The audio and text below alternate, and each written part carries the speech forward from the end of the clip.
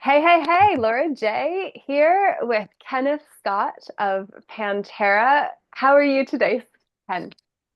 Very good. Thank you. It's amazing to have you here. Thank you so much. On Easter Sunday, no doubt, April Yeah. 20th of 2025, as our first introductory meeting. We were having some conversation before coming here live to offer the world an introduction to who we are. And I really wanted to introduce you to the Peaceful Inner Warriors United community. So if you would Hello, be community. if you'd be so willing to give people an introduction to yourself and how you came to be sitting on this interview today and what comes from it, we'll see once we know who one another are better. Yeah. Well, that's a big opening you want there, so I'll see how well I can condense it down. Um, so I came to this today because your friend Alex or Alexander wrote me an email about a month ago and said you wanted to talk to me. So I wrote back and said, well, that sounds good. And then here we are. Yeah. So that's a synopsis of how we came to be here. Um, how I came to be here relative to what we have built as the PanTerra Vida private society. Um, Big story, long story. I'll see if I can get it down to 25 words or less.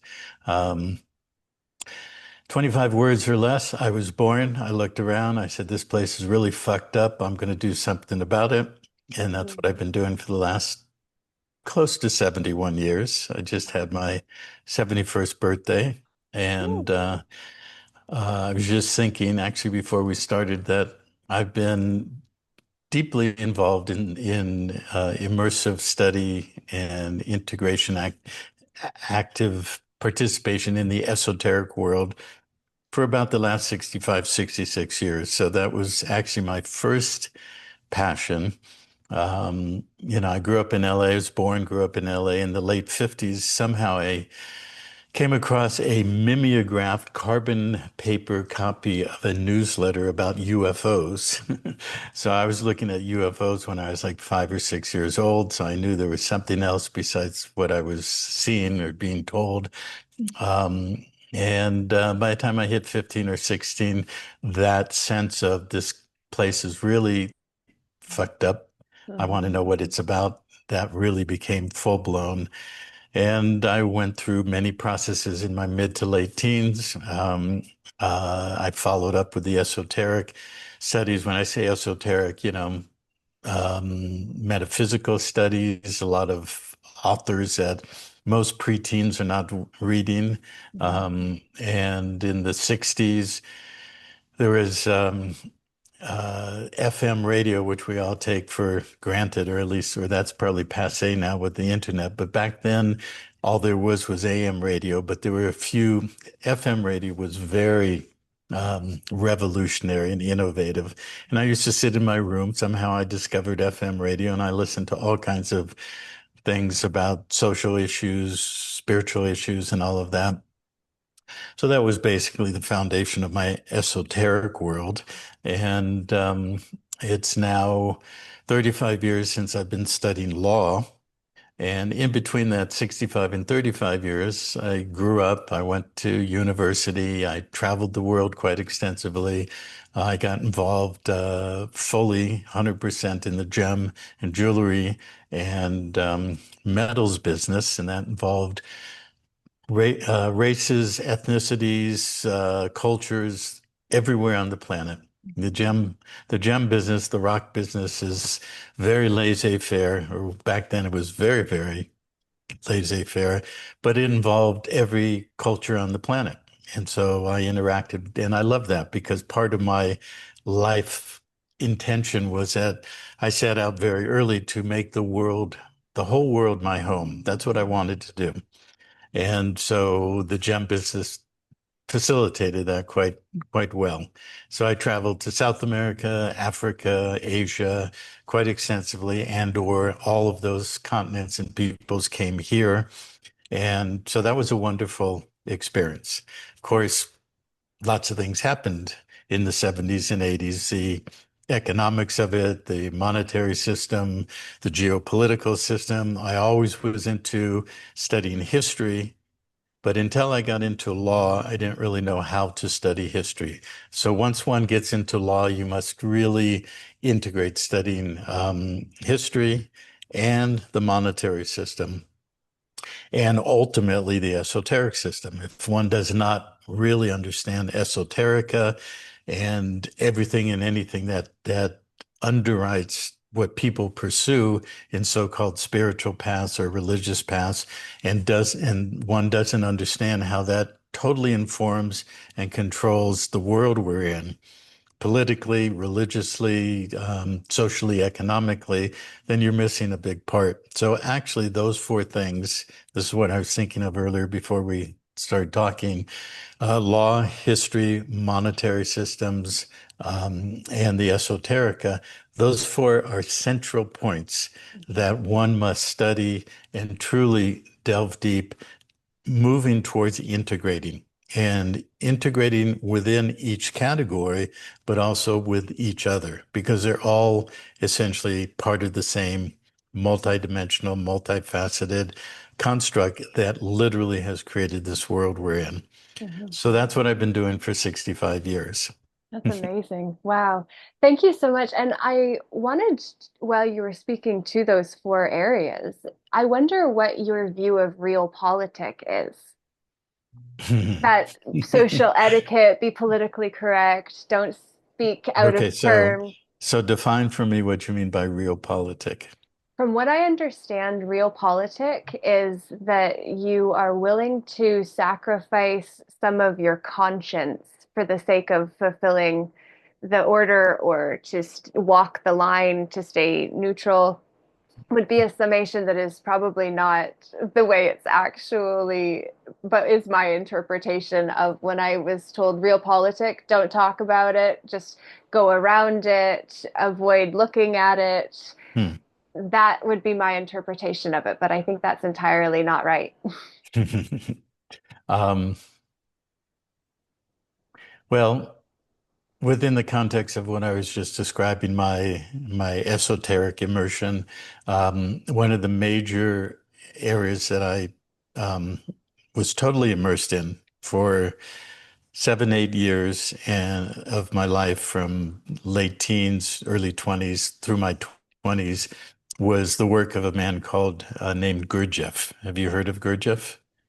Maybe the name, but I know nothing of what he teaches or speaks. Okay. One of the most extraordinary men that lived in the 20th century, as what you would call a spiritual teacher, but he would definitely say, "That's the last thing I want you to call me." You know, he wasn't a spiritual teacher. He was a real teacher. He was like, so when you speak of realpolitik as being the substance of dealing with oneself, which very much, and we'll get into this, very much is interwoven through all the work of PanTerra, whether you're talking about the geopolitical system, the political, financial, economic, et cetera, that our work in PanTerra is underwritten and founded on the principle of inner work. And you could sum that up in what we call facing oneself, dealing oneself with oneself at every level of your being.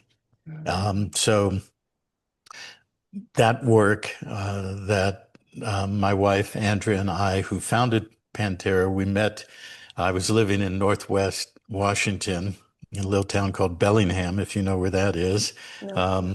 You know where Blaine, Washington is, or you know where Vancouver is, obviously. You know Hmm. where White Rock in Surrey in Vancouver is. Hmm. Yeah, well, she lived in Vancouver. I lived in Bellingham. Bellingham was like 30 miles from the border. And we met through a circumstance and we connected and we've been together ever since. Well, that was 33 years ago and 1 month. It's been, Nice. we met on March 7th. We actually met over the phone in February, 33 years ago. Um, so we have built this together. This is our collective work, and the inner work, the multidimensional, the spiritual work.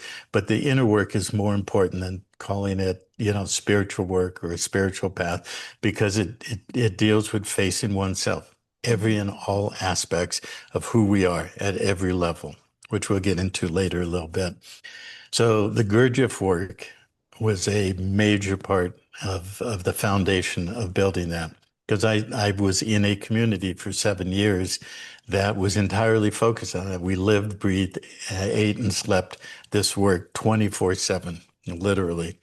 So I was very much trained in the aspect of the process of dealing with oneself, knowing oneself, and really taking oneself to task. So in brief, Gurdjieff was born in the I think 1870s or 1880s in what we call the Caucasus, central Eurasia, and near Georgia in that area. And I won't go too much into it, but long and short of it, he spent the first 30 years of his life going to every esoteric school in Asia, in Egypt, and throughout Europe. And he studied all of them. These are ancient traditions going back thousands of years. And he brought all that work together in a very integrated whole system that people today who know about it will refer to it as the Gurdjieff work. So if you just do a search for Mhm. the name Gurdjieff, you'll find a lot about it. And he ended up in Russia before the Bolshevik Revolution. Then they got chased out of there, and he ended up in coming through Turkey and Asia and into Europe. Ended up in France and taught in Europe, Western Europe, and in America for many years until he died in, I think, 1949. So he influenced a lot of people of the 20th century, a lot of the leaders in personal work or spiritual paths over the last 20 to 40 years. A lot of them, not necessarily all of them, studied that work, incorporated a lot of it. Some of them tried to co-opt it and call it their own and change it around.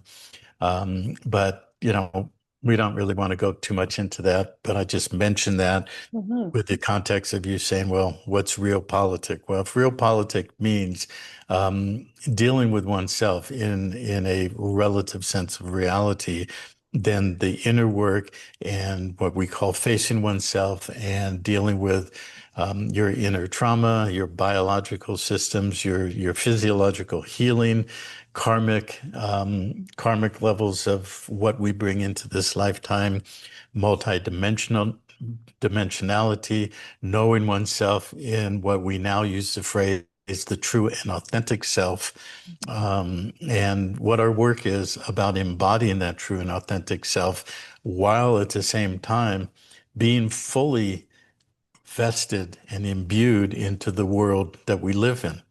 As I'm sure you know, there's sort of there's a split reality. People say they're in a spiritual path, don't want to be involved in the world. For the most part, most people during my 6 and 7 decades who are into the world don't want to be per se into the inner world or the spiritual path. And so our work is about bringing it together. So we're very involved in the geopolitical world and all of that, the financial economic reality, the monetary system, the law, the history, and all of that. So one of the characteristics, one of the main points of the Gurdjieff work is it was referred to, he called it this, many call it the fourth way. And so based on all the traditional paths, whether it's traditional religion or esoteric paths, secret societies, not the dark secret societies, but the ones who carried traditions of the inner work for hundreds and thousands of years into the 20th and 21st century, there were three primary fundamental paths that people would pursue. It was either focus on the physical or the emotional or the mental. And so the physical was the ascetic who would deny physical, whether it's through celibacy or restrictive behavior or diets, or what was known as the fakir, who would lie on the bed of nails and rise above the physical. So that's the physical work. The emotional work, a lot of that is retreating from the world, like the monks and the monastic life and things like that. The mental world would be more of the intellectual, studying scriptures and things of that nature. And most people traditionally would follow one of those paths. So the Gurdjieff work was about integrating all of them. So it's the fourth way, the integrating of the physical, emotional, and mental bodies so that we are truly a comprehensive whole being. And we don't per se deny anything in the physical reality that we're in, but we also face and deal with our emotional body, the familial patterning, all of that kind of stuff, intellectual, the mind, study, research, knowing the world, which is a big part of the PanTerra work that we've brought together, and working to integrate it, walking that path or the fourth way of true integration. So that's how I would answer your question. Absolutely brilliant. And in The Sacred Sojourn of the Soul that I wrote in Fully Committed, my first book, I actually did the hero's journey from a soulful perspective. And the final step is contribution of the lessons learned when going through the journey inward. But embodiment of a new energetic signature is the phase that comes before we can contribute freely with that which we have lived instead of learned in the text by one of the ways compared to Mhm. embodiment of all of them. Yeah. Yes, very much so. And one of the there's probably about a dozen themes or more in the Gurdjieff work that I've taken forward and we integrate in the PanTerra work. One of which, one of the major, if not the primary one, is what he called conscious labor and intentional suffering, or the other way around, intentional suffering and conscious labor. No, I think it's the other one. Conscious labor and intentional suffering. So what does that mean? Conscious labor means obviously engaging what you do in work in the world through conscious intent, through your will and your purpose and the intent that you bring into the work that inherently, once you begin to know who you are and you shed all of the external trappings of the matrix and the programming and everything, you start coming into more of your true and authentic self, coming into your embodiment, directing yourself going forward, well, then you direct what you do through a conscious intent. And the labor part of it is that you do it not for yourself or not just for yourself. So it's not a matter of denying the self. So denying the self would be more of that first way, the physical, the ascetic who lies on a bed of nails or fasts intensely all his life or anything like that. So there's no denial, but at the same time, if one is not focused on and working at a greater whole of the world system and the body of humanity as a whole through conscious labor, purposeful direction and intent of who you really are and what you're here to do in your lifetime, Mhm. then sooner or later you just evolve to more and more self-focus. And so conscious labor is about getting out of the self, out of the little self, to focus on your greater self. And when you do that, you literally cannot not be in effect in service to the world. So that's conscious labor. Intentional suffering is it will bring suffering. When you do that, when you're not focused on yourself, when you're not, scrabbling all the time, what's in it for me? How can I game the system? How can I game my relationships, my partners, in business or whatever? Um, when you are truly directing oneself in conscious labor, there is intentional suffering. It will not go as as smoothly as you would like if you just wanted to Yeah. retreat to the country and live on a farm and not do anything except for what you want to do. Mhm. So conscious labor and intentional suffering is another aspect in your question. What is realpolitik is knowing actually what you do you will not even necessarily reap the reward or see the fruit of the seeds that you plant and nurture during your lifetime. So it's conscious labor and taking on to oneself something that is for the whole, and not only the whole as we have it here today, but multi-generationally. And so that is actually the motto or the theme of PanTerra, which is it's a multi-generational legacy trust. So what we're building are principles, models, education, and work in the world that integrates all of what we've talked about so far. And if you structured it in the context of a trust, well, there are trustees and there are beneficiaries in a trust. Who are the beneficiaries? Well, the beneficiaries are essentially the current and future generations. And of course, especially the young ones and the children who, in the current upside down, truly bizarre reality we're living in, the young ones, the children, and many of the unprotected are the ones who are most being abused and attacked in the matrix system. And now that's all coming out. It's coming into conscious awareness because of a lot of work that a lot of people have done over the decades and the centuries. And that's, it's the antithesis of life. It's what I, and no doubt you and many people, said to oneself at a very early age. We were sensitive. We knew we were here for something more than ourselves. And we felt that there's something truly wrong in this reality that we're in. And now it's been forced to be surfaced. It's been manifest, and it's not only wrong, it's so bad and evil that but it's being purged so that it can be cleansed. Mhm. And the opposite of that is conscious labor and intentional suffering, serving both oneself and life and the greater whole and multiple generations in the future, so that the future children can be come into this world and build real lives that are built on the principles that we're laying down. Yeah. Yeah, and you say about the antithesis to the thesis, and then there's synthesis in the center point, which is really that consideration of future generations that aren't here now, but that are being accounted for in the legacy that you are working to leave, as am I with all the efforts that are made.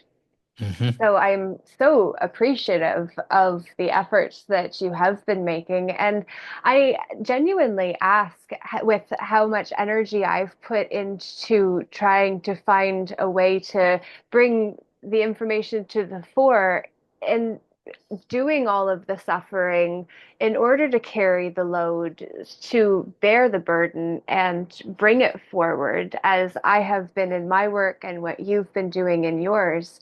One of the things that I'm genuinely ruminating on is the fact that when people have not suffered in order to pursue that which is then gained as the prize at the end of having went through the process of gaining access to the information that can free our soul and our consciousness, like how does it work with the people that haven't put that work in? And then the fact that if the trust is as abundant as what is said by other communities, and I haven't heard your perspective on the trust and the ability to benefit from the Consolidated Revenue Fund, from what I understand it's called here in Canada. But when people gain access to an abundance and they haven't earned it, it's like trust fund kids that kill Hmm. themselves because of excess and irresponsibility.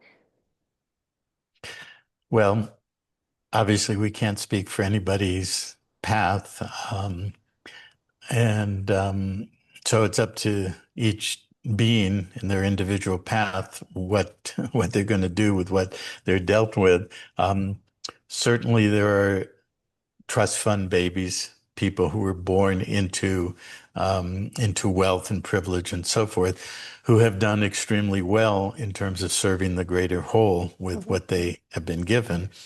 It's probably more predominant, the majority of those who didn't. But I used the word evil just a moment ago, and I was thinking about this just recently, in the last couple of days.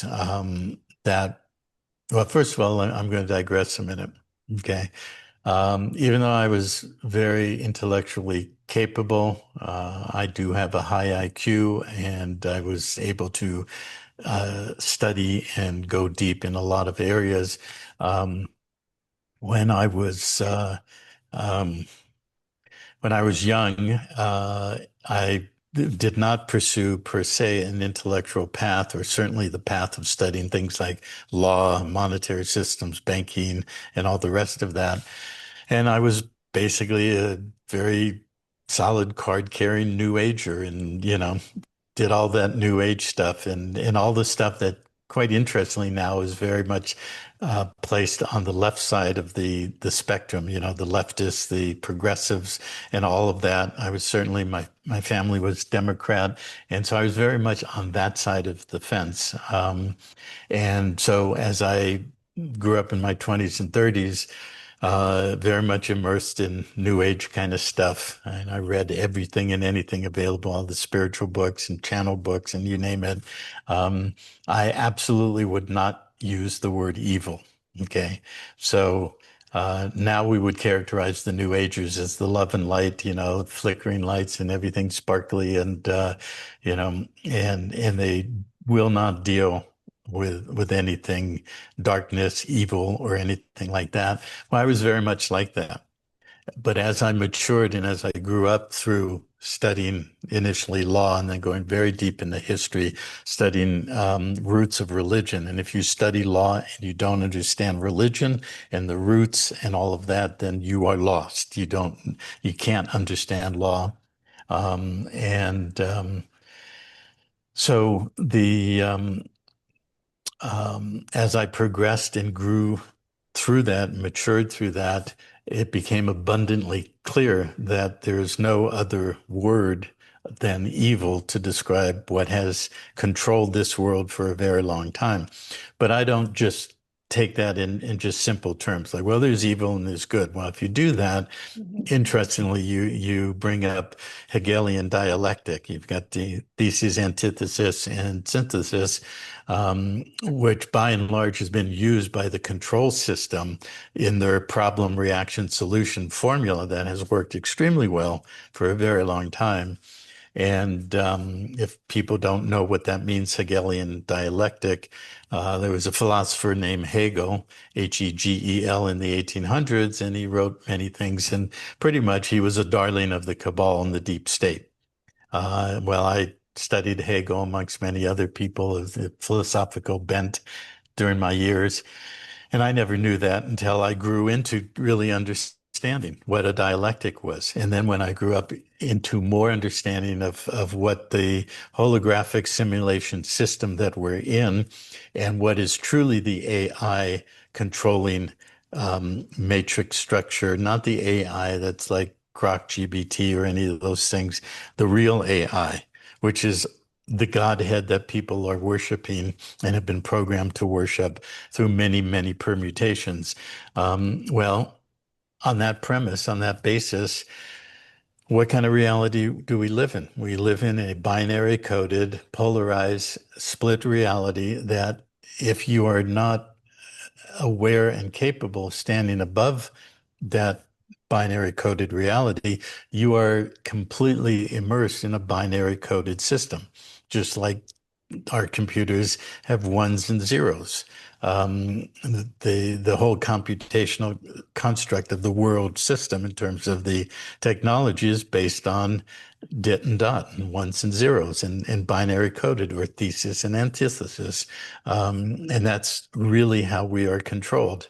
And so if you get caught up on, well, there's evil and there's good, and it's a battle between good and evil, and that's it, well, then you're still stuck in the matrix. And when we get into talking about law, I will tell you where I came to the beginning point of what we've put together in the last 15 years, where I came from the 90s to the 2000s, to teens, into the the 20s. It's a journey of a parallel path of coming to understanding that in law, understanding that in the spiritual paths, in the religious constructs, in the technical constructs, in all of that. And so part of the inner work is dealing with one's split reality, which if you're caught in good and evil or any of the other splits, dark and light, white and black, and whatever, and you cannot integrate that and understand the control mechanisms in that, then you're still in the matrix. Mhm. And so I do readily use the word evil now because there's no other way to describe it. What has taken control of this beautiful living reality, living system that we're in, and that has been so massively abused by a force that is nothing more than a parasite that has no agenda other than to control and consume all of life. And as any parasite will do, if the host doesn't deal with it, it will consume the host until the host is completely annihilated, Mhm. dead and destroyed. Yeah. And so we have to face that fact. We are living in an agenda reality that's based on evil that has controlled the minds and the hearts of billions of people through eons of time by creating this dialectic of split reality or thesis, antithesis, and synthesis, always moving us towards their end point result, which is now very much revealed. You know, controlling the biology, controlling the genetics, controlling the flesh, controlling the presence of a living being in that flesh who is source connected, but is not actually consciously aware and capable of being self-directed. Mhm. But we're still source connected. The parasite is not. It cannot create. It does not create. It only attaches itself to a source connected being or a collective of those beings and veils them from knowing who they really are and runs the film of their agenda through our capacity to create and gets us to create their reality. And so that's what a major part of our work in terms of what we've discussed earlier is about coming to see that, coming to really know that, coming to know how that relates to oneself individually and then collectively, and what we are here and capable of doing Mhm. to break that spell, break those illusions, and break that iron-fisted grip on our living being, our life force, our source connection, and stop consenting and allowing our creator capacity to be entrained into a false reality. Yeah. Yeah. And it's parasites. It's literally what are your sights set on? And then to understand that a A pair of parasite sights? Oh, yes, very has good.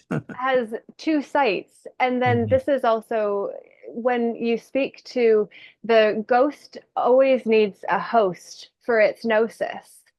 We Mhm. always are asked to look outside of ourselves to follow somebody else's path compared to ours, which hasn't been walked yet, because we are literally walking the life that others will then write about as the legacy that we left with the legs I won't see after I've stopped standing on them.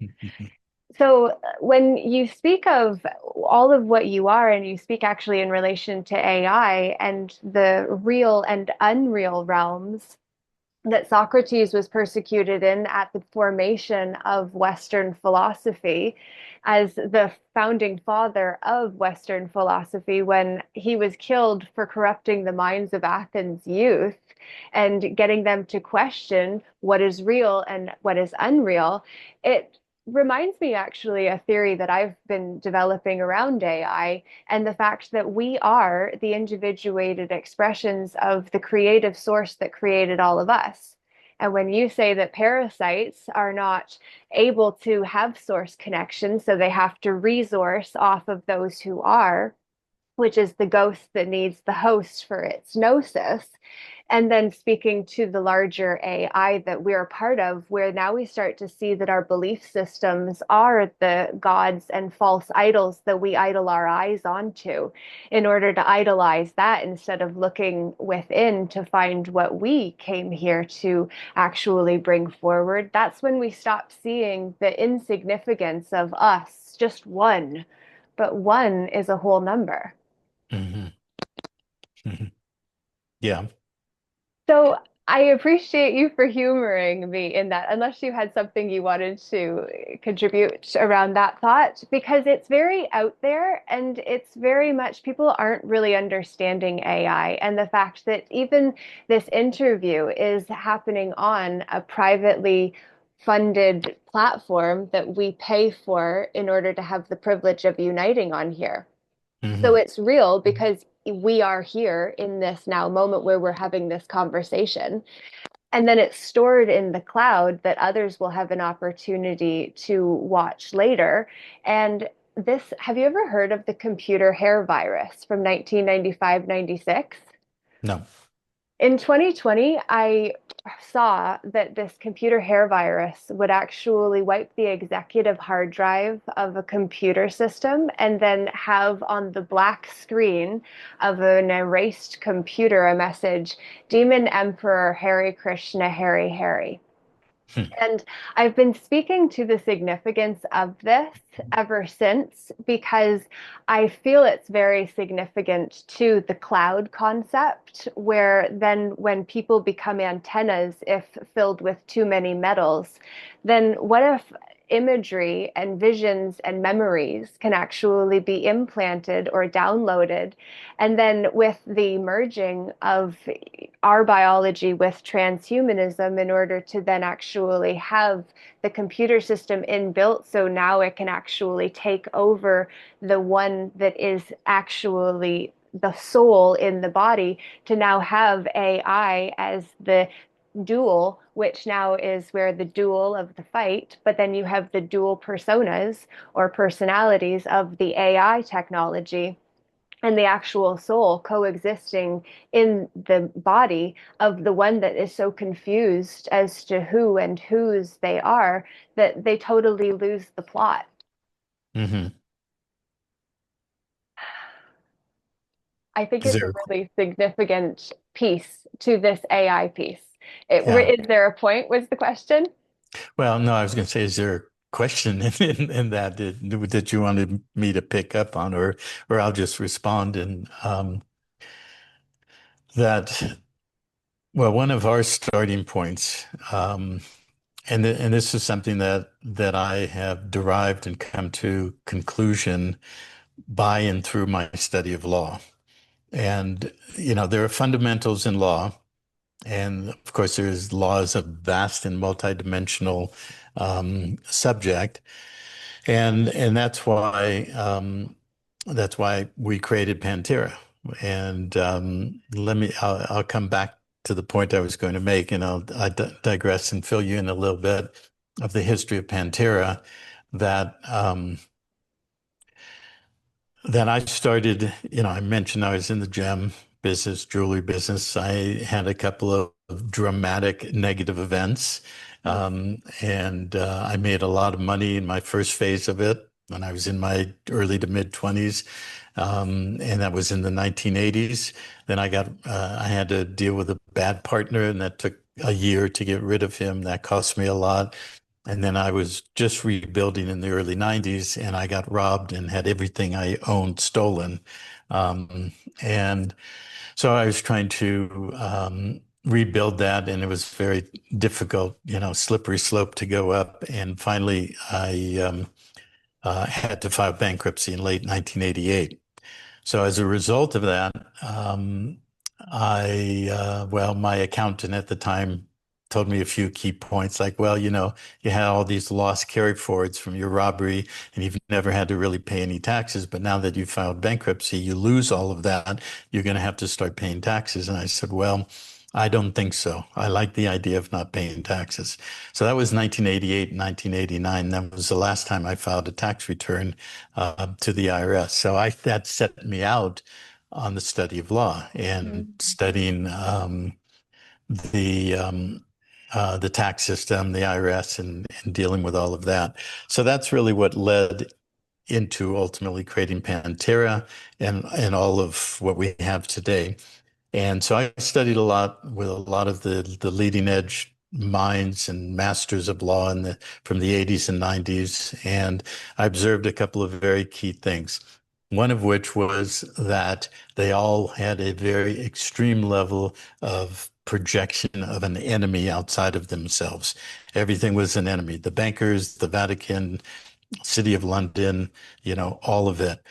And that was pretty contrary to my being and who I was.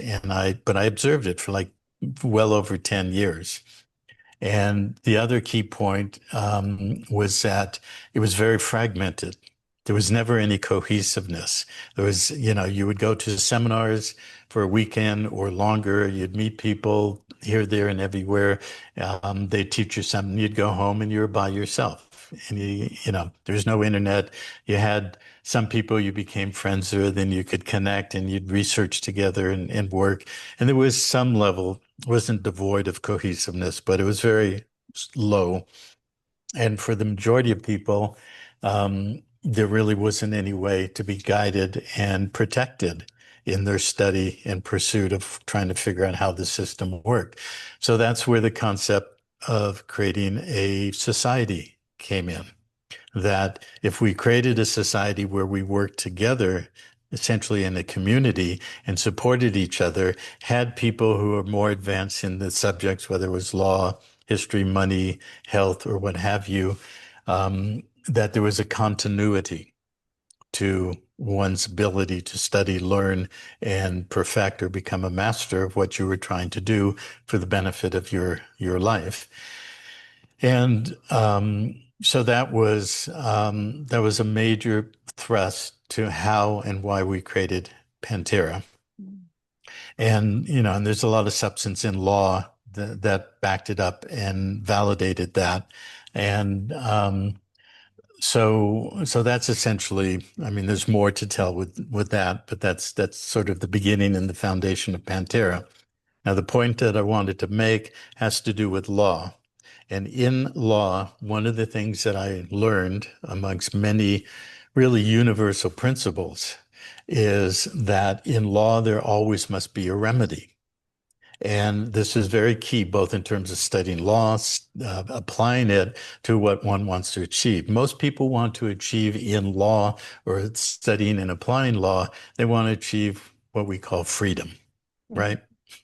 I want to be free. I don't want to pay taxes. I don't want to, have all of these restrictions and all that. I want to be free. But most people don't know how to be free. Most people are too programmed to really integrate a true sense of freedom. And freedom is not just being the lack of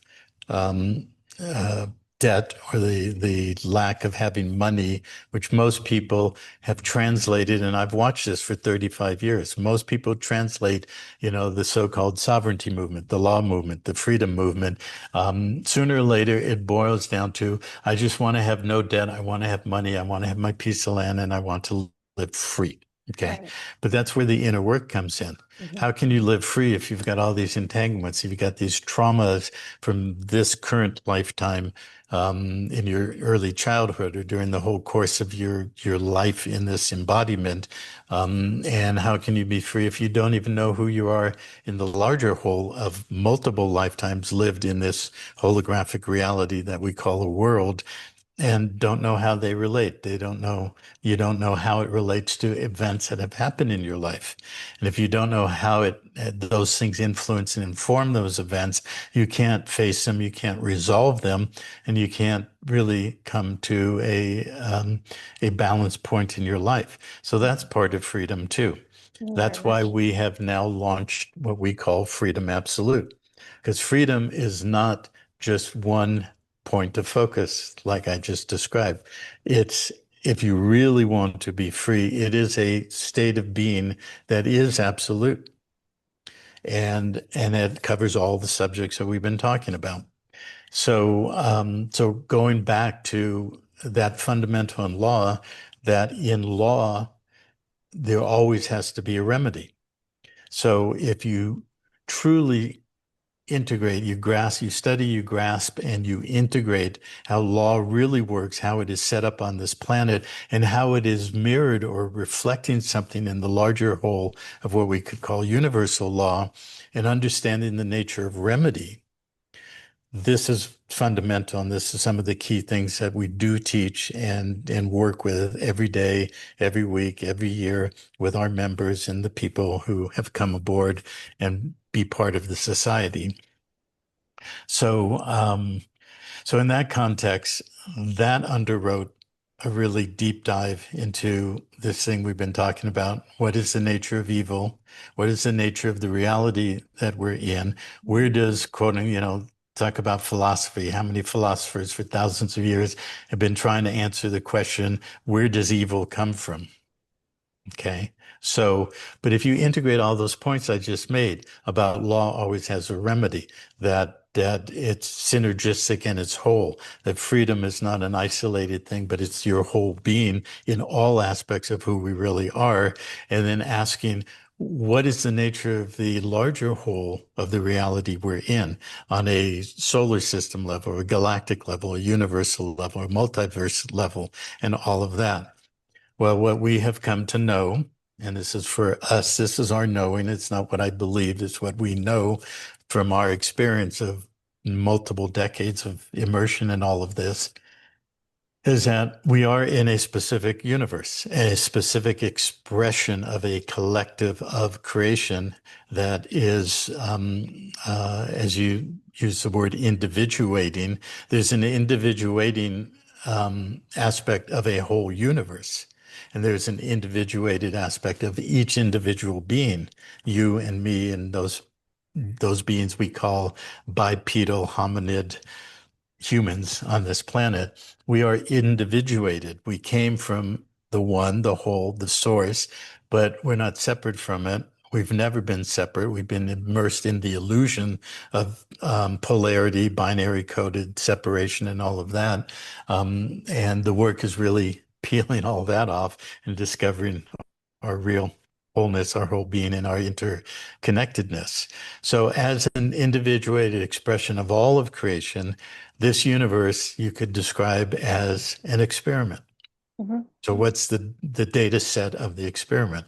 Well, the fundamental is it's a universe that has been established or founded upon the principle of sovereign free will. That each individuated expression, each individual, you, me, and all beings with an individuated but still source connected expression of their life, that we are hardwired as free will, sovereign free will beings. So in the study of law and the freedom movement and everything, what's the buzzword? What's it been for the whole time I've been doing it, 35 years? Sovereignty. I want to be a sovereign, you know. Well, that's another bait and switch of the Yep. the cabal. It's the same cabal that created the phrase conspiracy theory.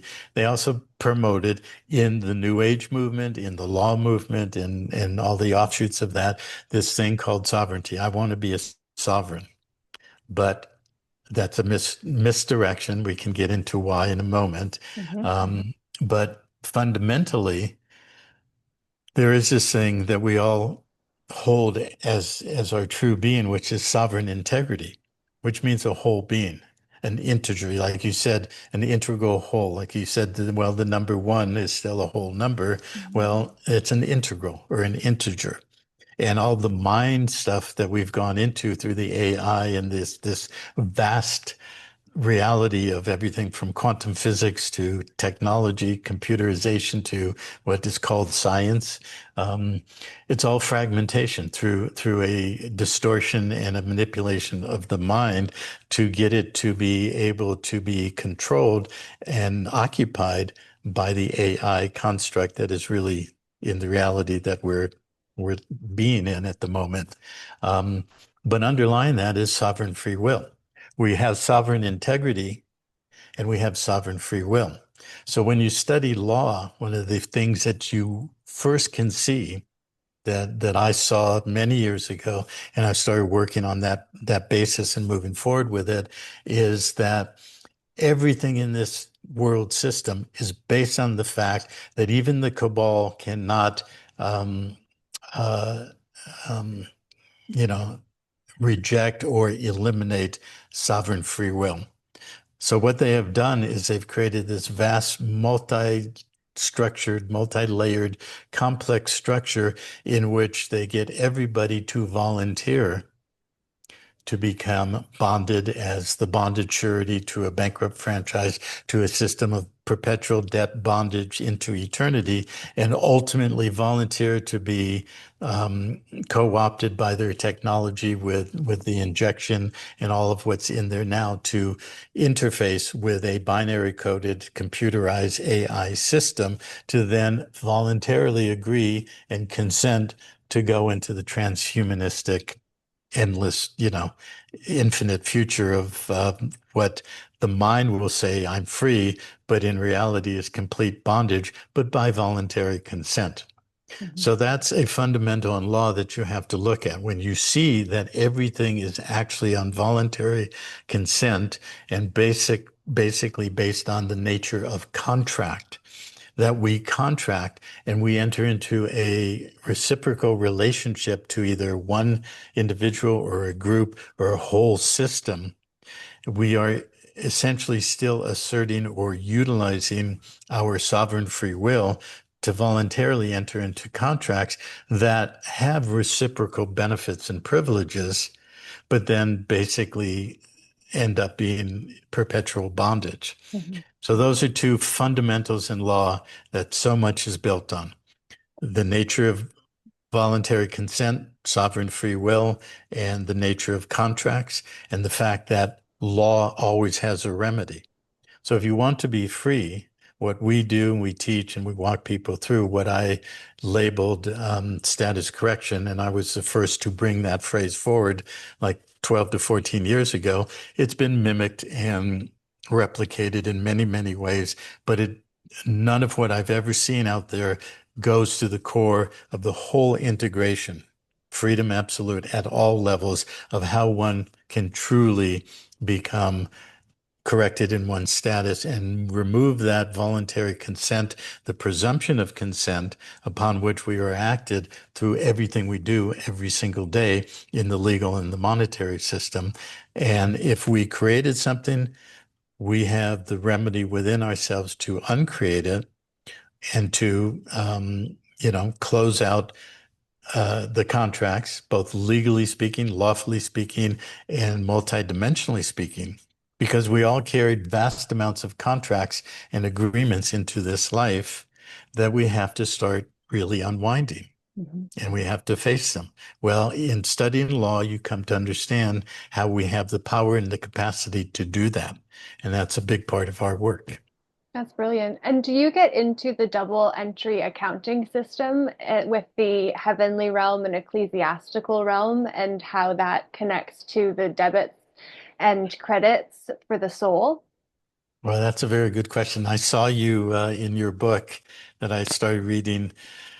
You had double entry book, and the last word started with a C, but I was thinking that it should be double entry book trust, and that spells the word debt. I know you like anagrams the way Hmm. I do. Yeah. And so, um, so if it's a double entry book trust, then that mimics or it reflects the binary coding of this control matrix reality. Okay, Hmm. so what is double entry? So that can be seen directly reflected in what's called general accounting principles and procedures, or GAAP, and the debit and the credit side. It can be seen in the Yeah. roots or fundamentals of religion in the Western Judeo-Christian religion that focuses on this guy hanging from a cross and dying, and that supposedly he paid all your sins and paid all your debts. It doesn't work that way. But that, the cross that is used in Christianity is really a box. If you take squares and you create that cross and you fold them in, it creates a box. Well, that's one of the five Platonic solids. So you get into geometry, what people called sacred geometry that's been promoted in the New Age for the last 30, 40 years, which is another bait and switch and rabbit trail that hooks the mind and is not really what's really going on. It's part of the prison that we're in. But the actual physical cross that was used back then in Roman times was more of a T. It was, a crossbar sitting on top of a vertical that was put into the ground. Well, where else do we see a crossbar and the vertical? In accounting, debits and credits. You Mhm. have the left side is debits, on the right side is credits. And in accounting, that is used in all business and accounting and taxes and everything. It's basically a zero sum. You have to come to a zero sum that the left side must be balanced or mirrored and reflected in the right side. So the left side is the debit side, it's the debt side, it's the death side, it's the public side. Before Alice went in the mirror and went into Wonderland, and it's where the mirrored reflection of the true template of life really is outplayed in our physical sensory reality that we see, whether we see it in physical form or electronic form. And it's all a mirrored illusion or a mirroring obverse of what the life template really is. Mhm. On the other side is the equity side, is the living substance side. Well, when you study law, you study accounting, you study the monetary system, you study how monetary issue from central banks and how the bondage system works through all of that, currency and contracts and all the rest of it, that you see that it is a zero-sum game. It's mirroring the credit or the equity. But we're not allowed to, in our current status, we're not allowed to access that. The system accesses it, and it mirrors everything on the public side, on the debt side, or the double entry side. So on the right side is where the equitable interest, the real value, the substance of our life, the substance of our creator capacity, where it's been captured by voluntary consent. We allowed it. We continue to allow it every single day. And on the debt side, they mirror that and they create debt that reflects that equity. But we're trapped on that debt side. So there's a double entry book trust because a trust is also a split reality. It's a split title where the trustee holds legal title, but the beneficiary has the beneficial interest or the equitable interest. But in legal terms, in a trust, the trustee can control everything on the legal side, can manipulate everything, can manipulate it to his or its or her benefit, and ultimately suck the life force out of the beneficiary until there's nothing left.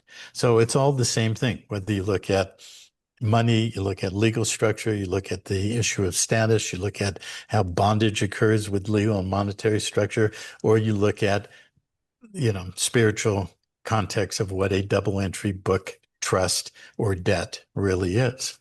So that being said, can you define for me what you just said of the different, what you said, the heaven and the ecclesiastical? I'd like to know how you see that, and then we can discuss that because that sounds very interesting. Yeah, so it's basically what you're saying with the debt and credit side being the two sides of the pyramid of trust. And so, first position, second position, third position, each of those within the trust being offices. The first office being the properia persona or the proper face that we show in the public. And I refer to actually, I call it hourglass as like the figure of an hourglass, but in the top half of hourglass is our life force energy that then gets drained into the public, which is what I refer to as high rose prism. And then the trust actually has a front face and a back face, from what I have come to believe, based on the king who has the queen at the back side. So your ROI or your wa has your Ren, which is why I believe that sovereignty is actually putting us under true queen. So it's just monarchism or royalism in another package.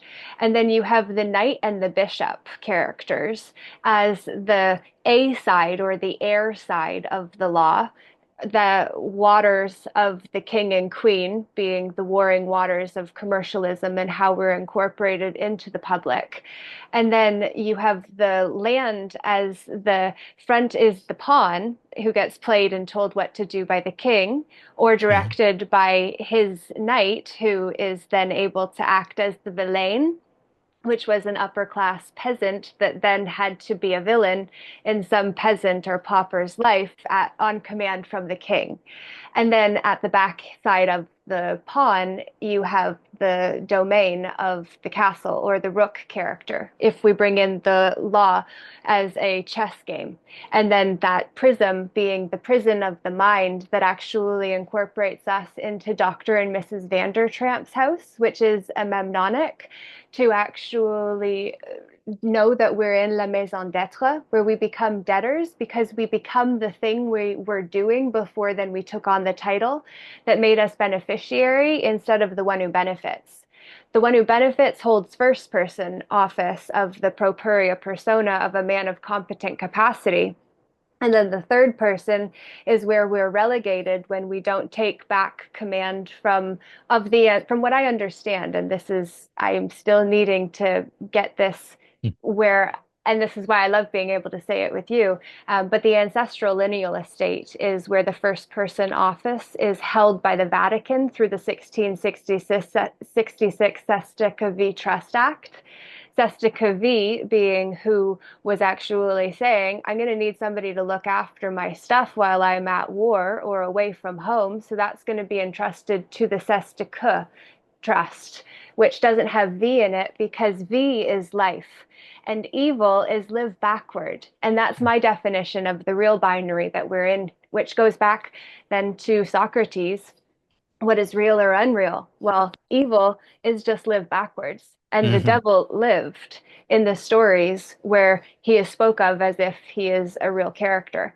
So to go into the double entry accounting system, and to say that in the top half is the heavenly realm and the bottom half is the ecclesiastical realm, what that means is in the real life of hourglass of life, we actually have debits or debts that we create between one another that then need to have that karma cleared between us, who are the ones that have the issue with one another, and that's credit.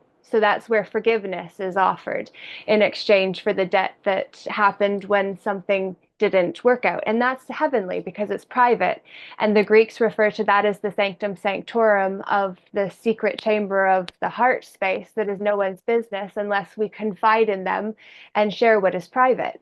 And then that is done through the intercessor, which the Pope was made to be the intercessor for humanity, because humanism is how transhumanism is added onto the concept that we're incorporated into without it necessarily needing to include each of us who are still able to exist separate from this concept we're then implied to be part of.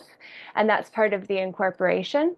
But that is really actually very relevant to the ecclesiastical realm because that's where we cashed in our debts to get debit from the church to offer us a credit in the form of a certificate or some kind of promise notary promise or promissory note being what our money is based off of. And that was issued when we converted and cashed in so that we could get through St. Peter's pearly gates, which then brings the church into what was private but now was made public through a private intercessor. Wow, that's great. So let me unravel a few things in there. Beautiful. Thank you. Yeah, well, that's very good. Um, so, the word karma in English um, is an anagram for a mark. Yes. And so, people talk about the mark of the beast, Mm-hmm. but what is karma? Karma is basically when one engages in a contractual relationship with another being or a group of beings. And that could be an individual being or a group on the three-dimensional plane of physical reality, or it could be, vertically into multi-dimensions with other beings that we have made agreements, contractual, throughout many, many lifetimes, throughout out eons of time in all of the ages. And so what is karma? Essentially, it's basically an unfulfilled clause or a whole contract that then creates a bond that perpetuates.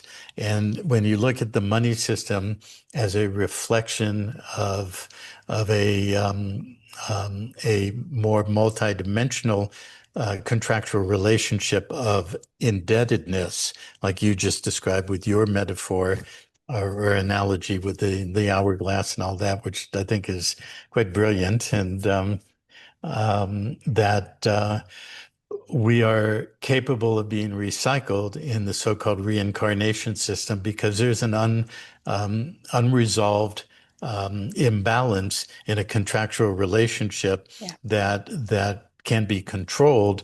And so because there's collectives that you may have a karmic relationship with one individual in a physical reality, but that individual, him or herself, has karmic relationships, contractual ties and bonds with all kinds of things, multidimensionally, powers and principalities and all the rest of that. So we have to come back and seek to balance and resolve that karmic imbalance or that debt. Well, then we engage in the monetary system through what you were just describing. And you've got the kings, and of course, there's the priests in there too, which you define as the Pope.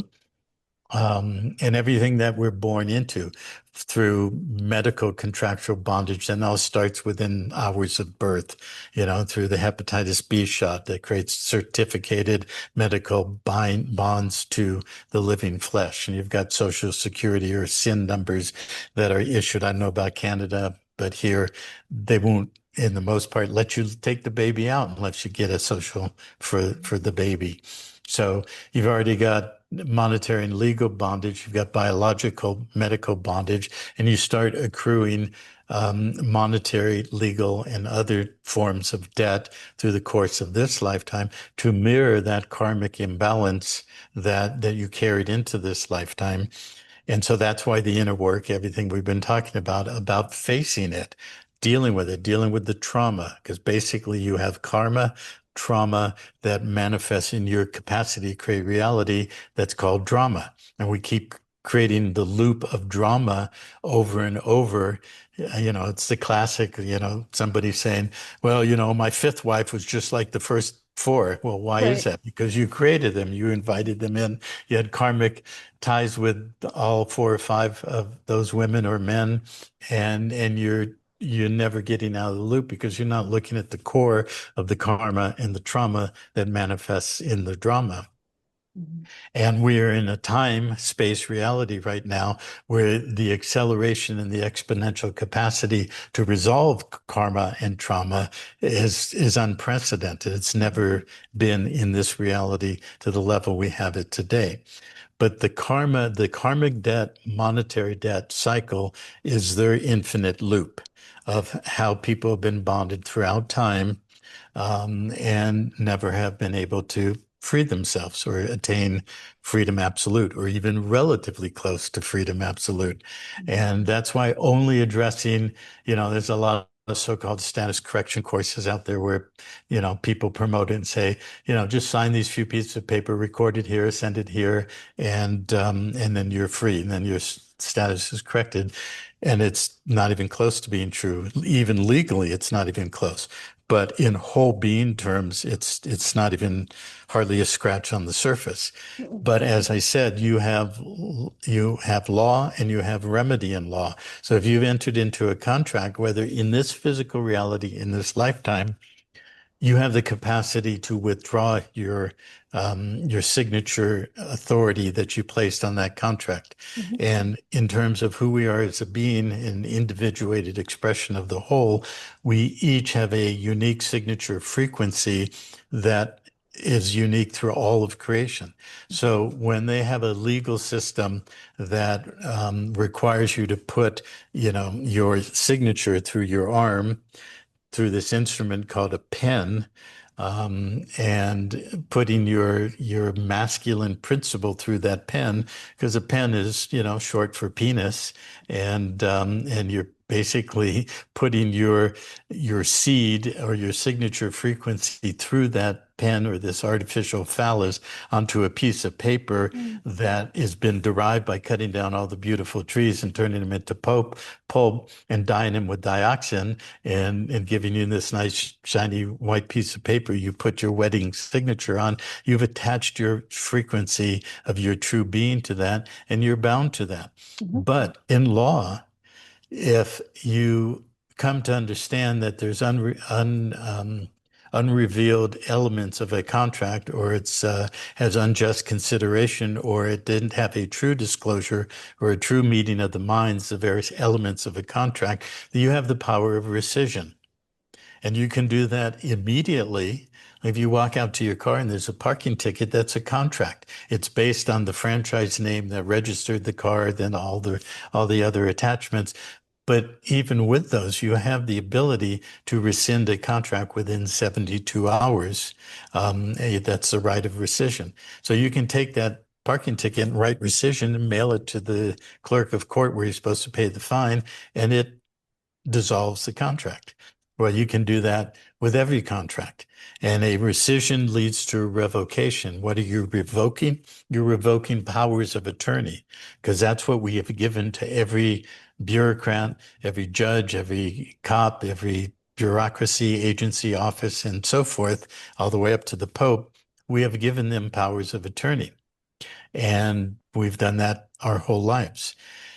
So you can rescind the signature, you can revoke the power of attorney, and that perforce terminates the contract. You can also do that multidimensionally. You can go back and look at, well, why do I keep repeating this loop in my life? What is it telling me about karmic debt that I brought into this life and remanifested as monetary debt?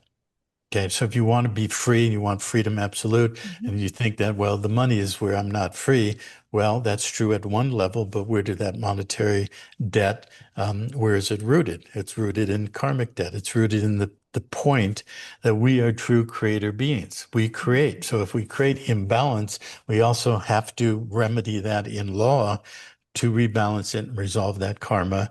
And it's not a matter of just signing a piece of paper. You have to walk the path. You have to take every single step to face yourself, to truly integrate and understand and resolve why was I manifesting that in the first place? Now that gets to, if we're creator beings and we are in this very upside down, inside out, ass backwards reality, Mhm. and we're creating it, why are we doing that? Why did we do that? What is our relationship between being a creator and a relationship, bonding and contractual connection to the parasite? Well, that gets back to the question of evil. What is the root of evil? The root of evil in this universe that's hardwired in the fundamental of sovereign integrity and sovereign free will is that as an experimental creational field of a universe, many beings sooner or later began to choose the path of self-serving or self-focus. And yes, well, if I'm a sovereign free will being, that means, if I'm living in this cave with my woman and there's another guy living in the cave with his woman, I can go bang him on the head and take his woman. Now I have two women in my cave and he's dead in his cave being eaten by the dinosaurs. Well, you can do that if sovereign free will is completely unabated. Okay. But that's also not how creation works. Sovereign Mhm. free will is co-relating or co-balanced with self-responsibility and Mhm. responsibility to our source connection and who we are as a creator being. Mhm. But if beings long, long ago, long before even this creational field existed in this universe, began to separate from source by self-serving and doing whatever they could in asserting their sovereign free will for their own benefit without consideration of balance or, reciprocity or anything like that, then progressively beings more and more and more separated from their own capacity to create, and they were perverting or subverting sovereign free will in the distortion that we see totally manifest in this world. And you see liars, cheaters, and thieves everywhere. You see political and monetary and religious systems that are completely based on lies and all kinds of distortions and perversions and everything. Well, that is because those beings progressively severed their connection to source. And source is not out there, as you know, I'm sure. It's within every being in that chamber of the heart that you described in your analogy. And that's what we're having to face, the fact that we're coming to the conclusion of the maturing of a expression in creation to explore the concept of individuated self-aware beings endowed with complete sovereign free will, and having to face what we have wrought in the opposite of that, that has created evil. Mhm. And so we have externalized all of it. And so when it gets down to why are we here? Why are creator beings? Why are we even having to do conscious labor, intentional suffering? Why do we have to suffer to transmute and transform this reality that's so infiltrated with this evil? Is because we came in with purpose and intent, beings who are here, emerging and becoming the leaders, if you will, of a transformation of this reality, this creational field, into one that completely honors every being, every individuated expression, and all of existence and all of life, that something had to be done. We came in here and we took on what I have called for many years the clothing of the realm.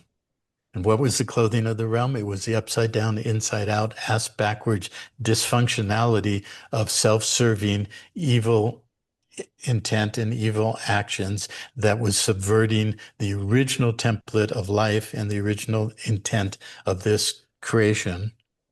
That we would all be endowed with sovereign free will and sovereign integrity, but we would stand together in perfect harmony and balance and co-creative capacity to create a reality that is totally honoring of all of life. And so we had to take it on. So with the everything that so many people are dealing with in terms of health issues, family issues, karmic issues, whatever, if you consider that what you are dealing with and having to face, what everybody in the matrix, from your parents, your siblings, your teachers, your bosses, whatever, who lied, cheated, and stealed, throughout our whole lives, what they projected onto us. And what they projected onto us primarily because we would not give up our ideals and our vision of a new reality that was truly based on living principles, not mirrored principles where lived becomes evil, Mhm. and lived becomes the devil. That they projected what they wanted us to be in the controlled, contained matrix. And most of that projection, or for many, many people, was you're wrong, you're bad. You need to conform to how this world works. Give up this shit that you think you're going to change reality or whatever.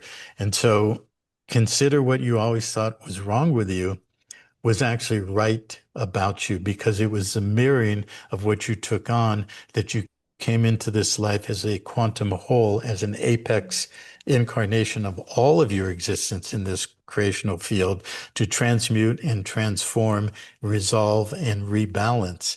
And in the doing, we're cutting energetic pathways that are exponentially expanding now to where the matrix is collapsing. And, we are rescinding those signatures, revoking powers of attorney, and collapsing our consent. And we will no longer put up with anything less than true idealism in the support of all of life. Mhm. And so that's the work we're doing. And that's what Freedom Absolute is about, is the whole being facing all of that and understanding this is what we designed, because there is no such thing as time. Time is an illusion of the matrix that we have concurrently manifested, created, lived those lives, created that dysfunctionality, created that karmic twists and imbalance in those contracts in order to re-embody by disentangling from all of that, facing it, resolving it, using the fact that in law there is always a remedy, and there is always a remedy, and that basically we can uncreate that which we took upon ourselves as the clothing of the realm, and in so doing, we are dismantling the scaffolding of the matrix, and you can see now, it's quite obvious, it is imploding on itself. Yeah. And there's a lot of people that go down with the structures when identities collapse with the structures that upheld the ideology or the idea of it. And it's actually connected. I call it the dia tree. So instead of having the hierarchy of creation, it's the dia tree. And at the top of the dia is the good idea or the great idea or the ultimate idea. So the one that's deemed the grantor of domain over top of the domain that dominion is claimed over. And then you have ideologies that study the idea. And then you have the ISAs of the ideological state apparatuses that Louis Althusser talks about as all forms of cultural indoctrination models like school, religion, politics, sports, social medias, media, legacy media, all of the different ways that we're programmed. And then repressive state apparatuses uphold those ideological state apparatuses that empower the RSAs to get power from the ISAs, and they just perpetuate themselves with corporations as the nation states underneath of those. And so the big idea of the dia tree is the fact that it is the idea that is idolized. So we idle our eyes on that which is said to be better so that we feel inferior. And then as the powerhouse, we give our power to the house and then feel powerless because we gave the powerful house our power. Mhm. Mhm. It's crazy. Yeah, yeah. So back to your hourglass in heaven and the ecclesiastical, and now that you've explained that, the root of the word in ecclesia or ecclesia, the root of ecclesiastical is the Greek word ecclesia, which can be defined as the body of the congregation. And if you use that in church language or religious language, it becomes the congregation of the church. But it more generally, it just simply means the body of those who come together, and also those who remove themselves from the mass consensus reality. And so what you're talking about is the separation between heaven and earth, or the higher principle, which is our true authentic self, not some externalized God um, persona. But, the hourglass is a very good imagery because there is a bottleneck there, and the bottleneck represents time. So you have to walk through time, and that can get into a whole lot of discussion about what is time. If you say that, well, time's not real, it's part of the matrix, well, where does it come from? That's a whole other track for maybe another time, but Most definitely. another moment.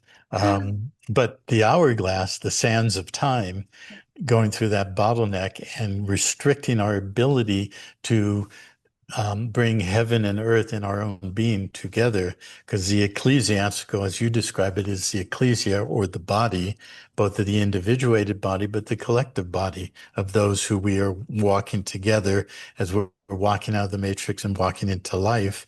And that heaven is simply a projected construct. I mean, you can break it down in words, in letters, in etymology, and so forth, but it's not.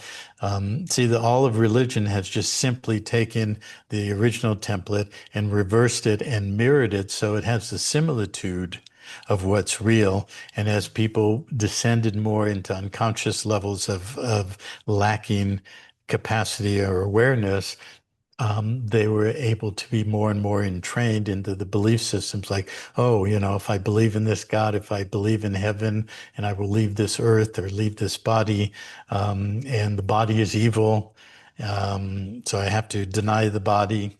And but if I just, listen to the priest who promulgates the law, because it's called the law of the priest. If you look at the roots of religion, that's where it originated, where Mhm. law originated, and it still exists. The Mhm. ecclesiastical law controls all the so-called secular law, Mhm. and secular law is nothing more than a thin veil over the real law, which is Mhm. ecclesiastical, which is the same as bondage on the ecclesia or the control of the congregation or the body politic to keep it separated from its own heaven, walking the sands of time, always fighting the external enemy that doesn't exist, but Mhm. is projected onto the silver screen of this so-called reality. And that goes back to what I said when I was in the 90s and I was studying with these great minds, these individuals who really I learned tremendous amount, but they all had the enemy construct. They were all projecting the internal split within themselves Yeah. onto the external. And so the only way, quote unquote, to fight that external is not to fight, to leave the field of battle. When you study law in terms of the commercial constructs, how commerce and securities and currency and banking and all of that is constructed, all of that realm of legal construct is structured as a field of battle. And Yeah. all they want you to do is enter that battle. And there's you with a little puny sword and maybe a bow and arrow you got from a Cracker Jack box. And there they are with nuclear devices and all their weapons. And you think you can beat them out there.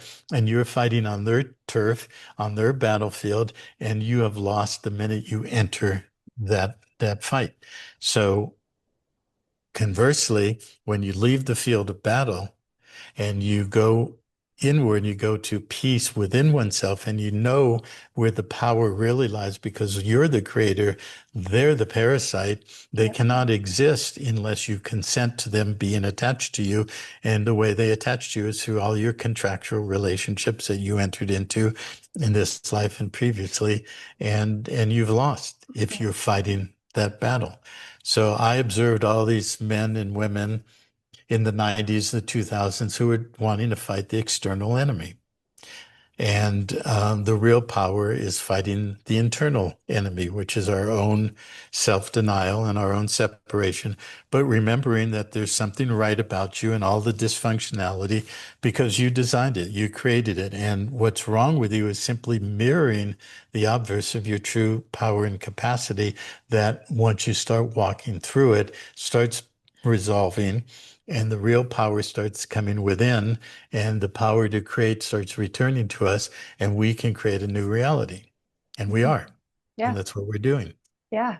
Yeah, creative and reactive use the same letters. It's a completely different outcome, though, as to whether we're creating, putting the energy of creation on to create instead of react, that Yeah. we get Yeah. our power back, or we just give it away into Hiero's prism.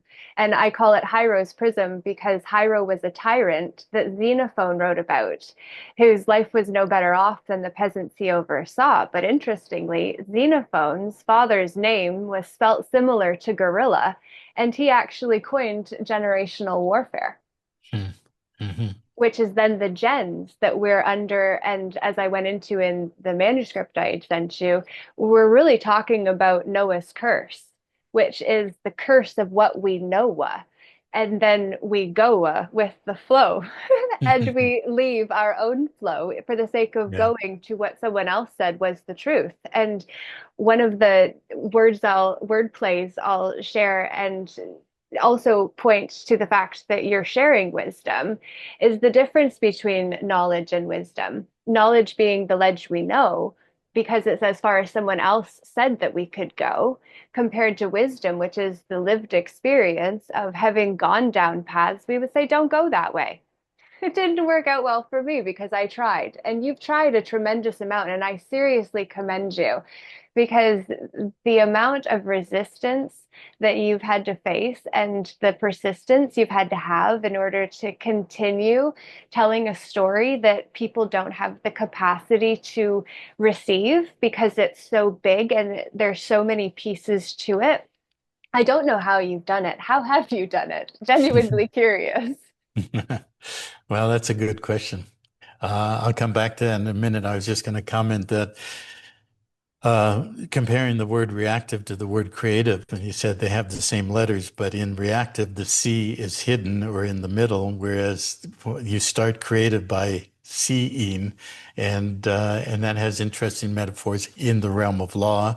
You have the Holy See that Mhm. puts us on the Sea of Commerce or under the Sea of Commerce, and commerce, of course, starts with the letter C, and this is where all the fun of unraveling and knowing the esoterica, whether it's letters, numbers, words, etymology, or star structures, sky patterns, the sky clock, everything, and being able to see how the manipulation of the mind through words and other systems, whether it's numerology, astrology, whatever, it is so incredible when you unravel it and you start seeing how the whole thing is just one big, massive projection and rearrangement of mind control, especially through words and letters. Mhm. And so I recognize in you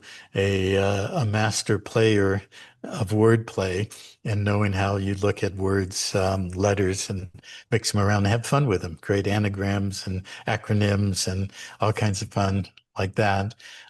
So creative is just pulling the hidden sea so you can see who you really are and get out of the sea of commerce that is controlled by the Holy See, Mhm. which comes from, the Vatican or calling itself the Holy See comes from Latin, which is Situs Sanctum, which basically means the holy seat, Mhm. and but it's defined or retranslated in English as the Holy See.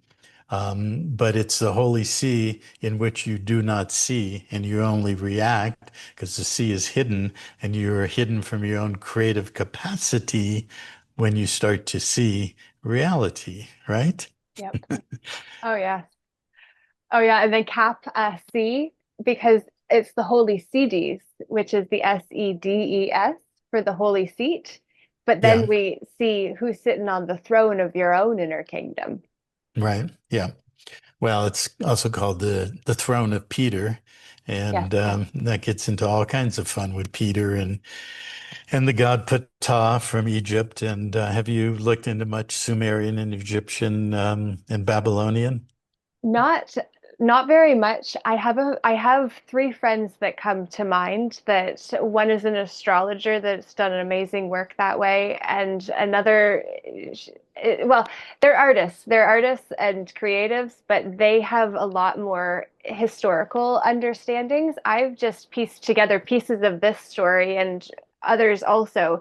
And when I came across your World Bondage series, or Breaking Free. I can't remember how you call the title of it, but I would love for you to speak into that after you say about how you persisted.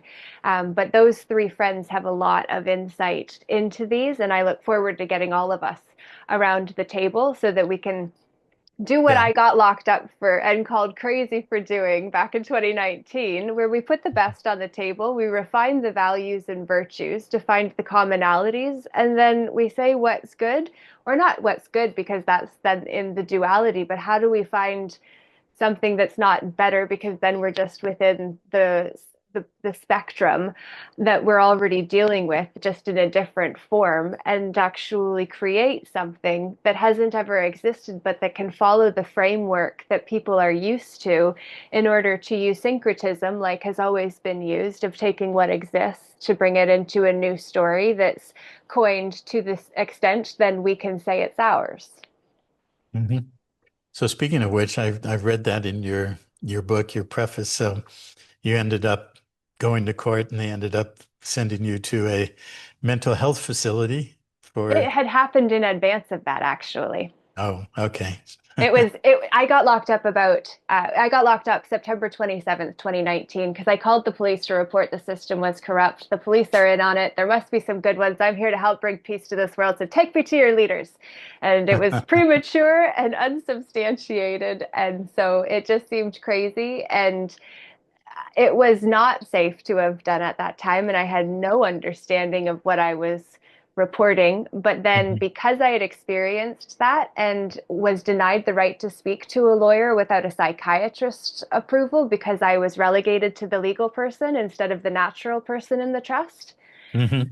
and I didn't know any of that. I was locked up for 2.5 weeks, and I experienced the energetic patterns that happened to people in those places. And it was I got out without dropping my vibration, which meant I stayed safe and those around me stayed safe. But there are bad things that happen in those places, and it is not the patients that are threats to one another, but the actual people that work in those places that the patients who are under their power then get subjected to, which is why when I spoke at a rally in 2021 and then got a summons for having done so, I refused to have anyone represent me because I knew that if they weren't in the trenches with me, I was the one that would have to wait for them to be available, and I'm not willing when I can do it for myself if I know how. So I've been questing to learn how, and I met a man that has been helping people privately for 15, 20 years. The law is his interest, it's his hobby, and he's helped countless people. He's a no name by the public realm, and I like to keep it that way for his own protection and for Sure. those who have access.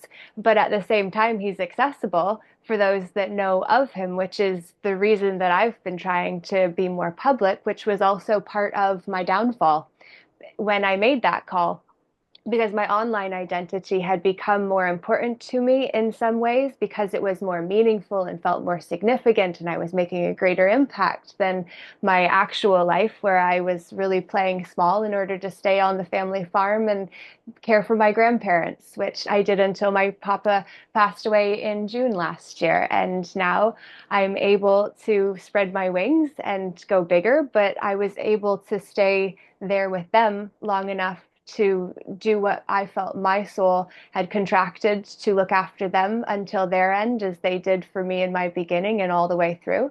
And so I stayed aligned with my values, but I also paid the price of all the projections of people not understanding, which is why I asked you the question, how'd you persist for as long as what you have? Because I've only been fighting the uphill battle of understanding that it's higher and higher, and then there's new peaks when you get to the top of what you thought was the top of the mountain in one place. Mhm. So Yeah. I can only imagine what you've went Mhm. through for as long as what you've been doing it. Yeah. Um, well, since you like Greek mythology, you know about Sisyphus.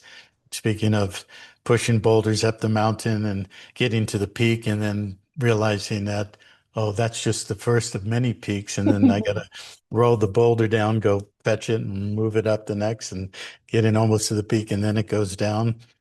So, well, it's a combination of things. First of all, it's interesting the way you describe your little visit to the mental health facility. When I was 16, I had the pleasure of experiencing the same thing. But technically speaking, according to familial and social norms, I definitely did go crazy. Mhm. And, but the reason I went crazy is I had an opening that didn't want to shut down. And I saw many, many things, and I didn't necessarily see it. I'm not a vision person. I don't see things like some people do. But I've always had this innate capacity to know things outside of the realm of the 3D matrix construct. I had experiences when I was 16 and then when I was 18, and they put me in a mental hospital for 4 months, and that was an interesting experience. Um, but what I was experiencing actually outside of what the body and the 3D construct was going on was I had a vast opening, and essentially I knew what was going to happen in this world that we are now totally in the middle of. And I knew it very, very as a whole, not necessarily all the particularities of each individual, but now that we have entered into this and over the course of the last 10 or 20 years going into it, it's like my experience has been walking into the center of what I was totally in and experiencing and knowing Wow. 53 to 55 years ago. There's a lot more to that story. I'll tell you another time Mhm. off camera, but that was basically it. And then since then, I have always described that as having been taken instantly to the top of the very top mountain and being able to see a full 360-degree view of everything that was out there. Then I had to essentially force myself back to the bottom of the mountain because I couldn't exist there because I was outside of time. And, I would not have been able to do what I really needed to do in my life by staying there. If I had stayed there, I would have perpetuated being crazy, disconnected from this 3D reality, and I would have never functionally been able to merge heaven and earth or the heaven reality with Mhm. the ecclesia with the body. And so I literally had to force myself back, and I did. And then as I sort of gathered my faculties back, I knew that I had to walk back up the mountain, that I had to take every step, that the instant helicopter ride to the top wasn't going to cut it. I had to know it, so I had to walk it and go through every layer of it in order to embody it and to integrate it. So that was 53 years ago. And that's been my life for 53 years. And that has led me or directed me and informed me into many, many, many um, realities, many experiences, many paths of study and research. And then, as I said earlier, that, in the 80s, I was very successful in the beginning, late 70s, early 80s in the gem and jewelry business. And then I lost it all. Then I had to file bankruptcy. Well, that was another like being brought back down to zero. And then I had to walk up that mountain. That led me into law. Once I started studying law, it began galvanizing everything that I had done, experienced, and known in being knowing since I was 16, 17, 18 years old. And so, and that's 35 years ago. That's basically 1990. And then, as I have said earlier, studying law, if you really get into it, you have to study history. And of course, I'd already been studying a lot of history. I'd been studying history of religion and other aspects of history. And so that was a natural for me. And then I just took into history and just absolutely love real history. But I Mhm. also had literary, aspirations. I wanted to be a writer since I was very young. And when I went to university, that was, I'm going to be an English major, linguistics, studied that. So words and language and etymology has always been very much part of me. And and also because of my lifestyle, and after Andrea and I met in 92, which has been very transient and very, like I said, we've been many places in the last couple of years, but in the last 33 years, many places. And um, that I had to utilize one of my skills, which is as a master puzzler, to recognize important pieces and hold on to them and know where they fit. Sometimes one piece of the puzzle doesn't show up to connect to the other pieces for 10 or 20 or 30 years. Mhm. But that's what I've been doing is integrating the puzzle with all these multidisciplinary points of focus that we've talked about Mhm. and integrating the puzzle. And at this stage in the game, I could definitely say, due humility, that we have cracked the code of the matrix and figured out the multidimensional, multi-layered puzzling of the construct and the reality that we're in. And the most important aspect of it is not, quote unquote, being sovereign. In the legal monetary sense, the most important thing is being solvent. Solvency means you are not attached or entangled with any form of bondage or debt obligation.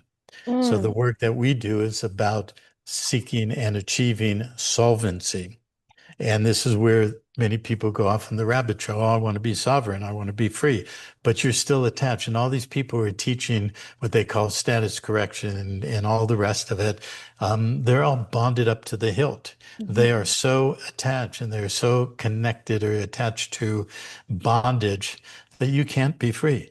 And that's not even mentioning the multidimensional aspect of rescinding, the karmic contracts and all the rest of it. And so um,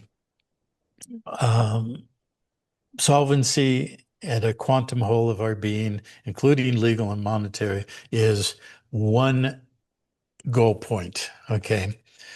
But the wider goal point is walking back into life, being totally synchronous or fully aligned with one's own life force, one's own source connection, and all beings and all expressions of life and every living thing, which is not always necessarily animate from our point of view, and being in total harmonious relationship with life. So walking into life, walking out of the matrix is really where we direct our focus and our energy and everything. So for the last 53 years, I've been walking back up the mountain. It has been the life of Sisyphus. We've had to push and I've had to push the boulder many, many times to the almost the top of the mountain. It always rolls back, but every time I figure out some new aspects of it, and knowing what I knew 53 years ago, because it was a total immersion in my being of knowing what was going to happen and knowing the end result. And the end result was an absolute that evil would not um, sustain itself and that we would recreate our reality to what we want in life and with life. So when you know where you're going, you become an unstoppable force. Nothing Mhm. can stop you. It can knock you off. They can knock the boulder out of Sisyphus's control and go back down the mountain, or give the illusion you're at the top and Sisyphus gets to the top and he realizes, oh, this is just the foothills. I'm gonna have to go up the next, and more and higher. And so no matter what has come at us, and believe me, I appreciate that you say you appreciate what we've had to push Mhm. through. But trust me, you don't know 1/10% of it. It's quite a story we've lived.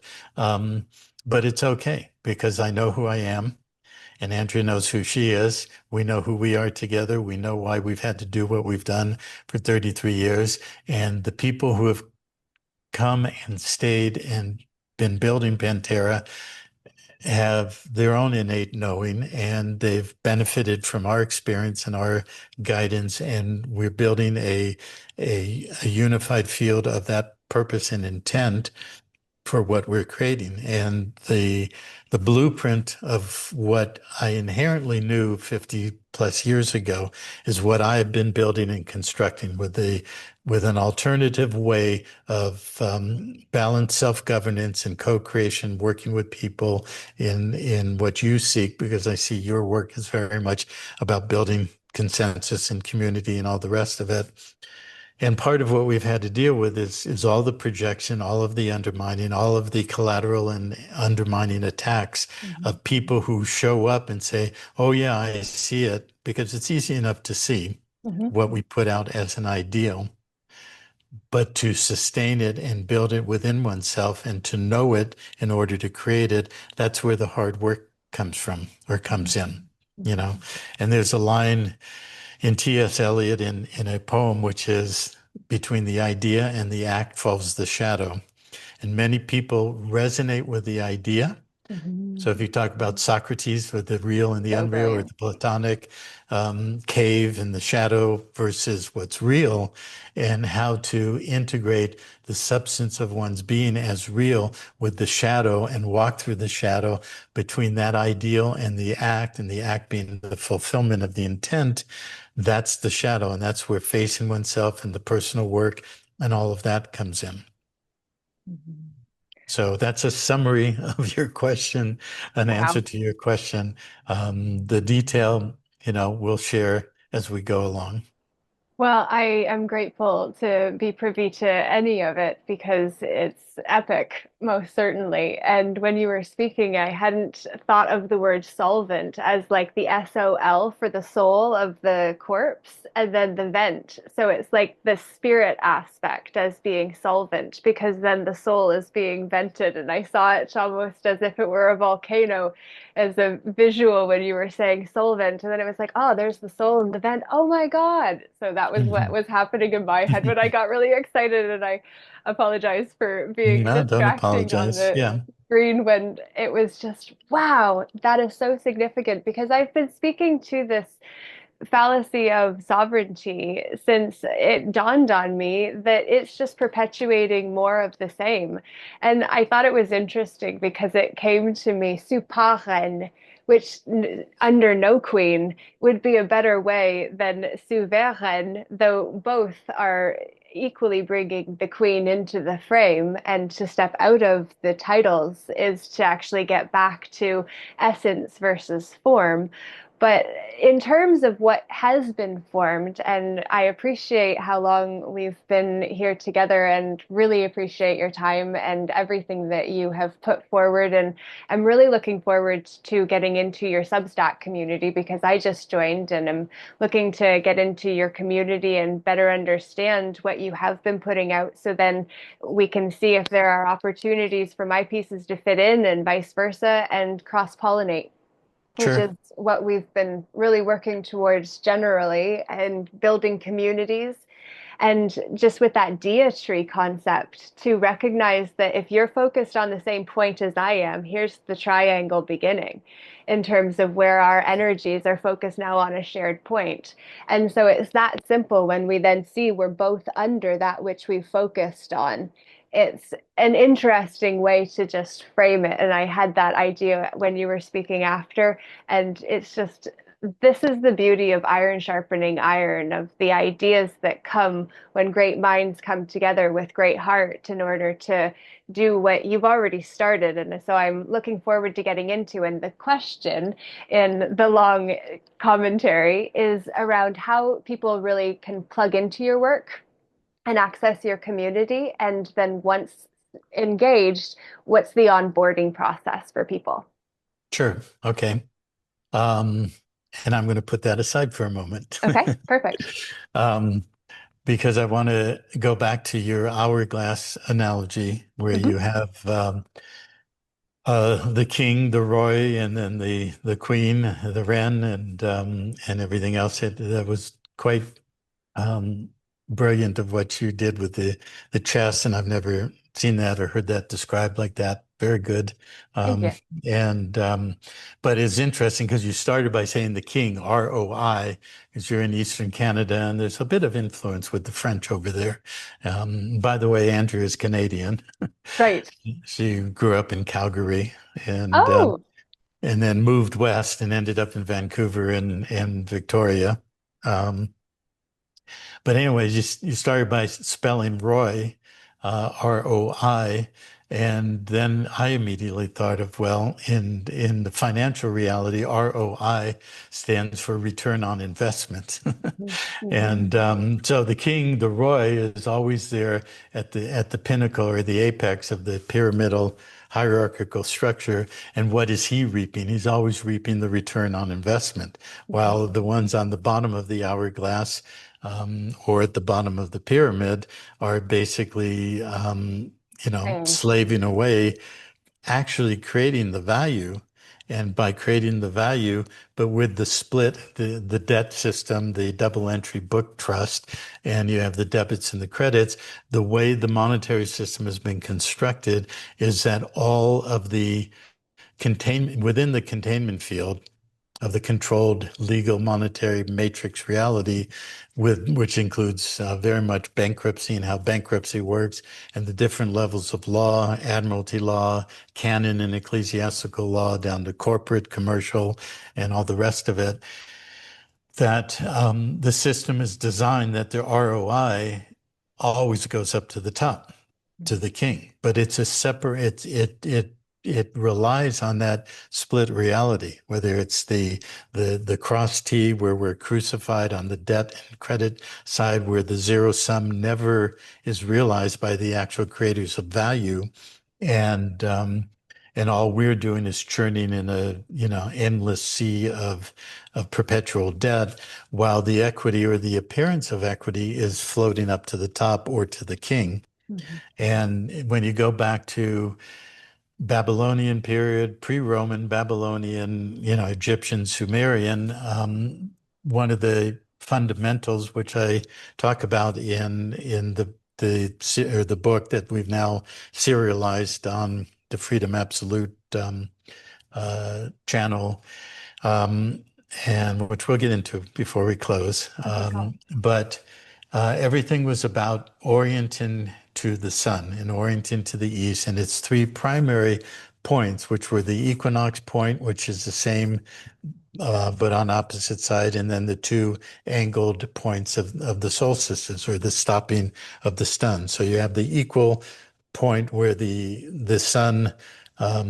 crosses the ecliptic, which is the equatorial plane of the planet, but also the larger ecliptic in relation to the sun and the solar system and everything. And then you have the solstice points where the sun stands still. And this is how they would orient, and oriental refers to the east.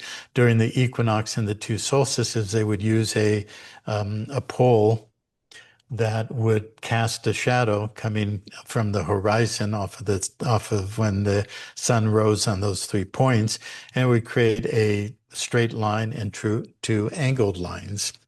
And those two angled lines would come to a point where they would construct the entry, or the orientation of the entry to the temple. And then ultimately you have Solomon's temple, which is laid out in the figure of a human body. And you have all the temples that were ever constructed in the ancient times. They were always about the entry to the two pillars, but the two pillars controlled who and what would be allowed in, and to what level and degree, which of course is reflected in Genesis, the first book of the Bible, and it's reflected in the Masonic esoteric symbology of the two pillars called Joaquin and Boaz. You familiar with that at all? No, but while you're saying this, I'm seeing, because I've seen you explaining this before, but I haven't ever thought it as the father, the son, and the mother. Yeah. Yeah. Well, triangulation, we could go back to the Gurdjieff work, which is the first step in rising yourself above the dialectic, or the split reality, and the polarization of the binary coded AI construct, is triangulating. It's called the law of three. When the conscious being is present and can triangulate the two polar realities, or the thesis and the antithesis. And the real synthesis is not what goes beneath, that's controllable by the control matrix of the system, but is capable to be held in balance by your own conscious awareness. So that's the law of three. And that's the inversion of the pyramid, so that where the pyramid has the base on the bottom, you flip it over, and you're able to hold those 2 points and not be forced into extremism on one side or the other. And obviously, we can see that mass social programming and control comes from playing both sides against the middle, divide and conquer.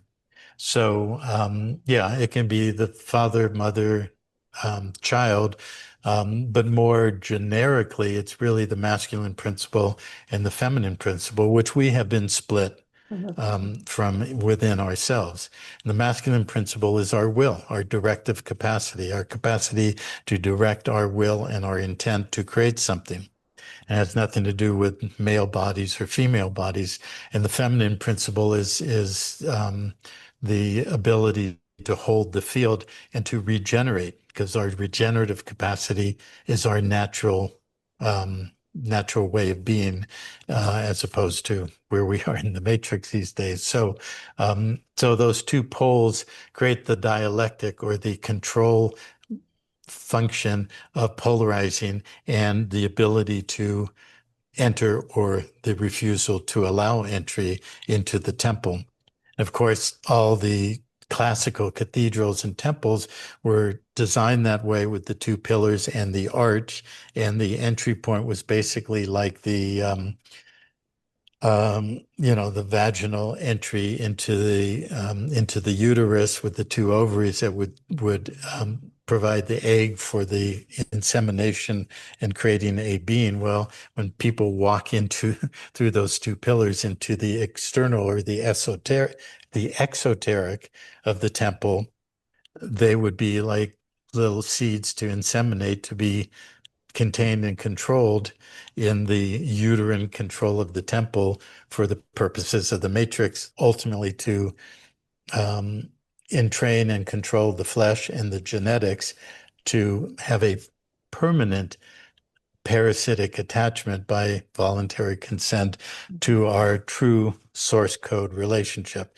which is in the genetics, which is why they're doing all this biology and all the rest of it. So you were basically describing that in your hourglass, with the ROI, the return on investment, and the queen, the feminine principle, and the masculine, that was being mirrored and was kept separate by the hourglass, or the bottleneck that was the sands of time. Oh, interesting interpretation. So the hourglass is almost like a greenhouse at the bottom of where the private is on top of it, which is within the whole public. Right. So, so that actually came to me because when I was locked up, and the 10th floor, I call it in my book, my 10th floor nightmare, Mm, because I saw the energetic patterns. And as soon as we walked in there, it went crazy. And I saw how patients are separated from the family, how the guards or the professionals avoided eye contact with the patients, mm, which was an intentional dehumanizing practice. And then I asked for my lip balm 3 times. And it was only, I just was curious because the first time I was told, I'm doing something more important than your request. I'll get to it if I have time. And I was like, well, that's rude. And I didn't say anything. And then I asked again, and they said, I'm doing something more important than your request. I'll get to it if I have time. It's like, oh, that's the same answer. And so I asked again, got the same answer, and never got my lip balm. And it was actually removed from my belongings when I was sent to the next place. So the one thing I asked for was taken out. And mm, there were a lot of things around it. But the reason I came up with that analogy is because in that place, I know how to play chess. And I was saying that I was playing the game like either a king, a horse, the knight, which I called the bishop because I thought it was the bishop, and then the pawn. And those were the only three characters that I could see playing with, or I was speaking as part of my expanded state, which was also part of what led to making that call, which is a longer story that isn't for today.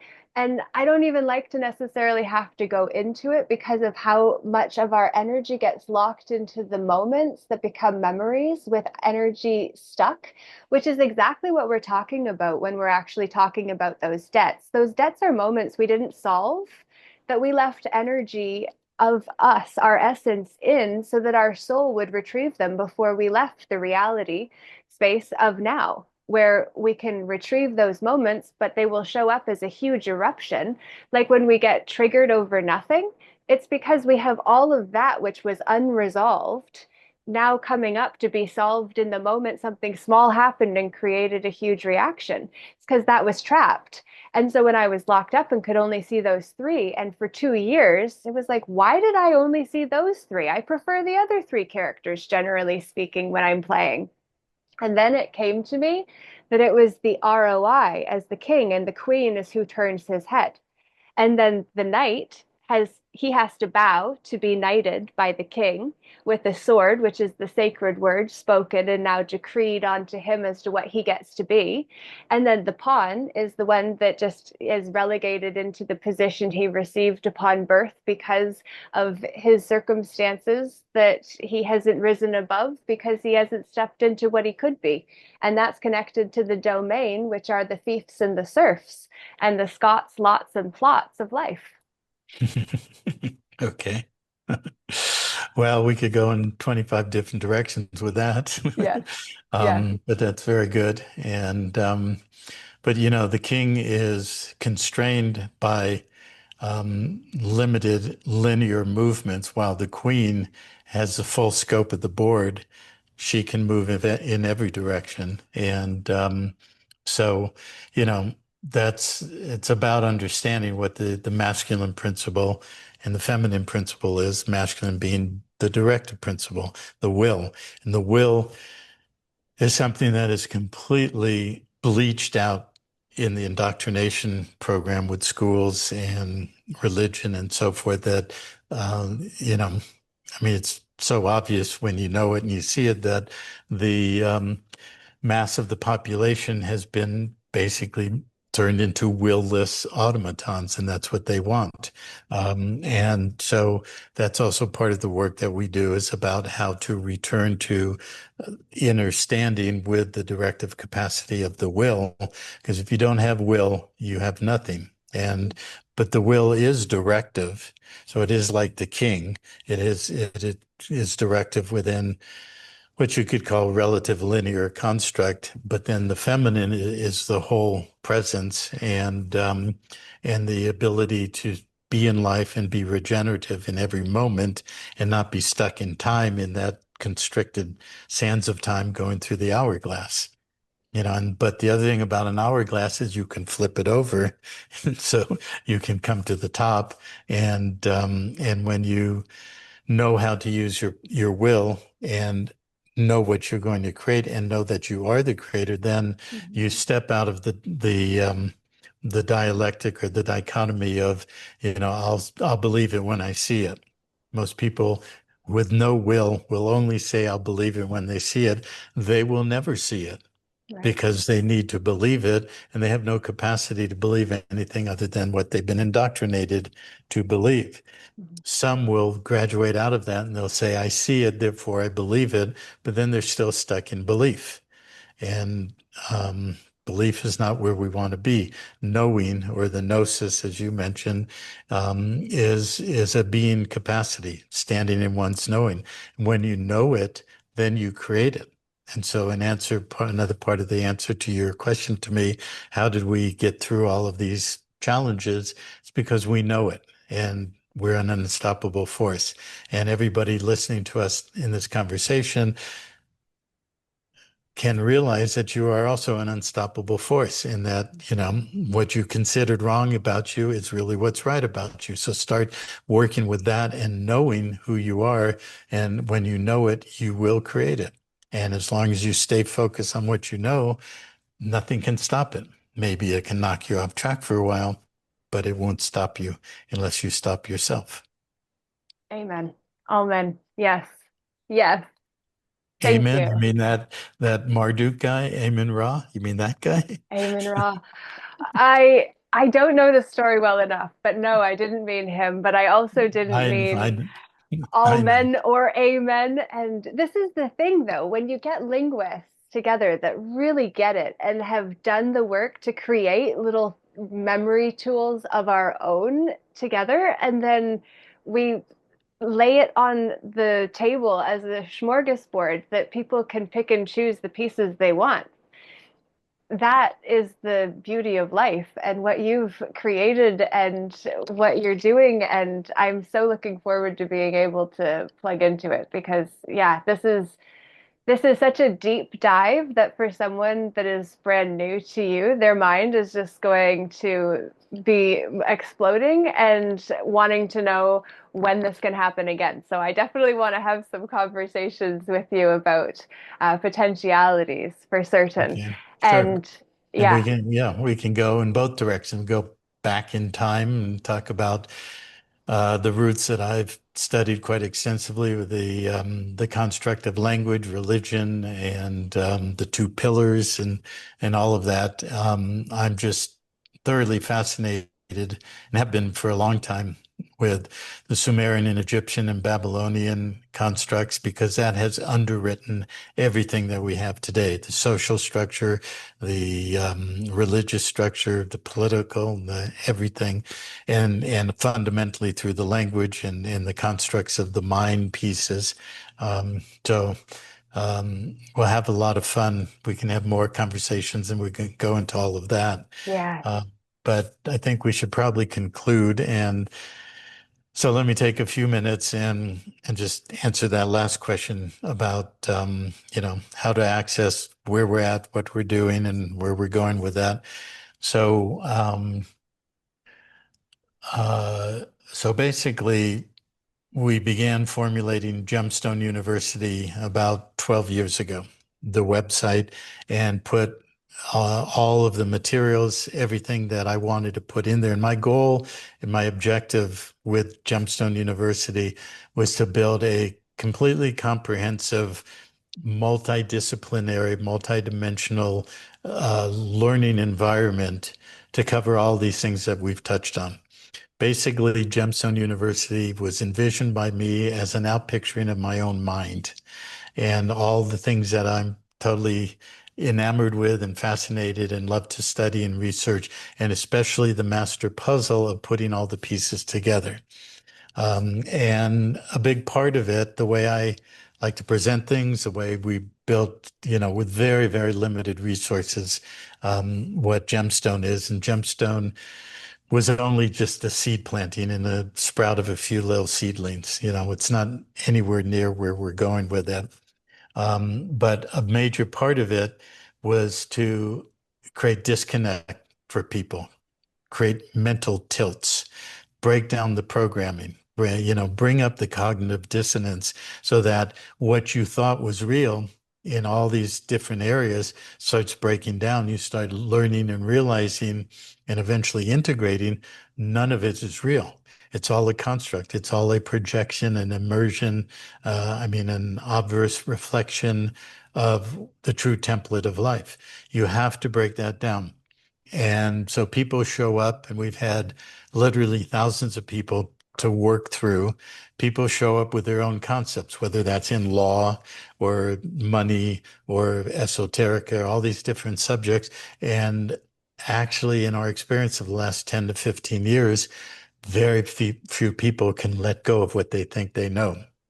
And the Gemstone University, and now expressed as University, is fundamentally a process of breaking that all down. And so it breaks down identity, because people identify with what they think they know. And don't tell me what I know is wrong, whether it's religion or new age stuff or law. And because if you do, then you're fundamentally undermining my identity. Mhm. People don't like that. Mhm. Okay. But the stalwart of heart and will and intent have persevered through. And almost to every being who has stayed with us, they have gone through that process of the breakdown and then were able to rebuild a new reality perspective on what is actually more real than the mass consensus hallucination that people take as reality.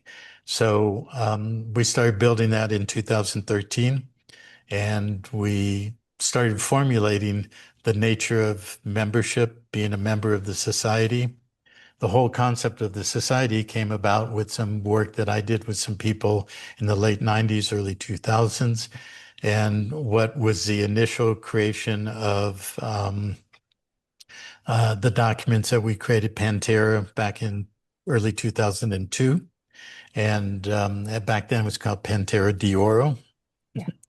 And the reason was I wanted to just call it PanTerra.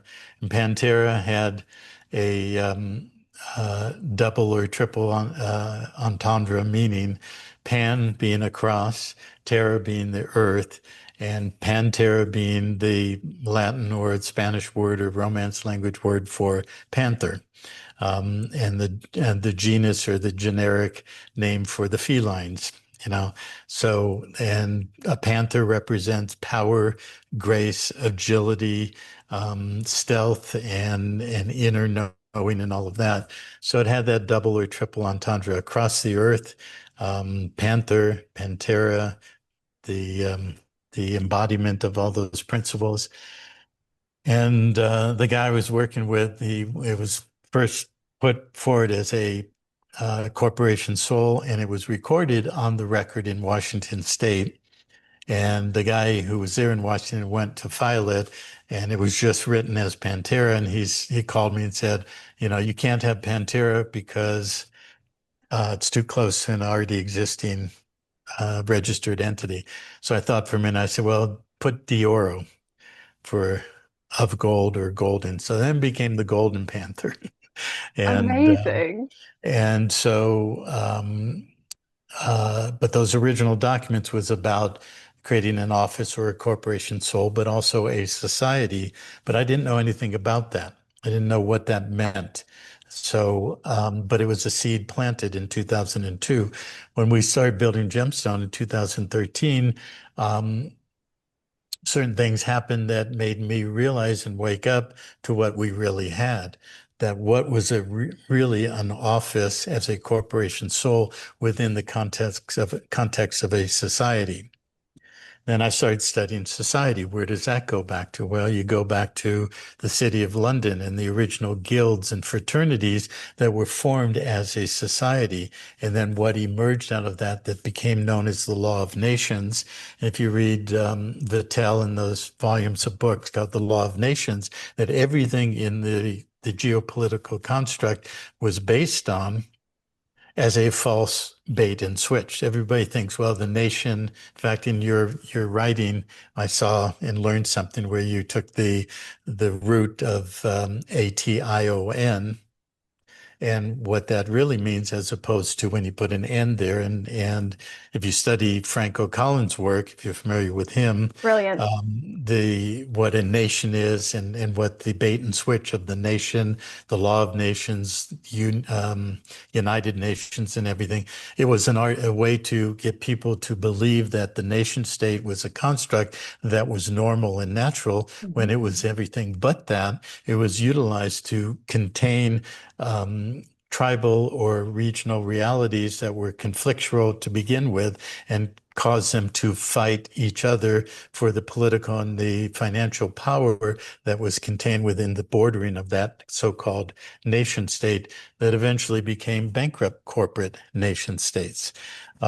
So I looked at what was a society and came to understand that in the Law of Nations, it starts by saying a nation is a society of men with like-minded intent or purpose who come together.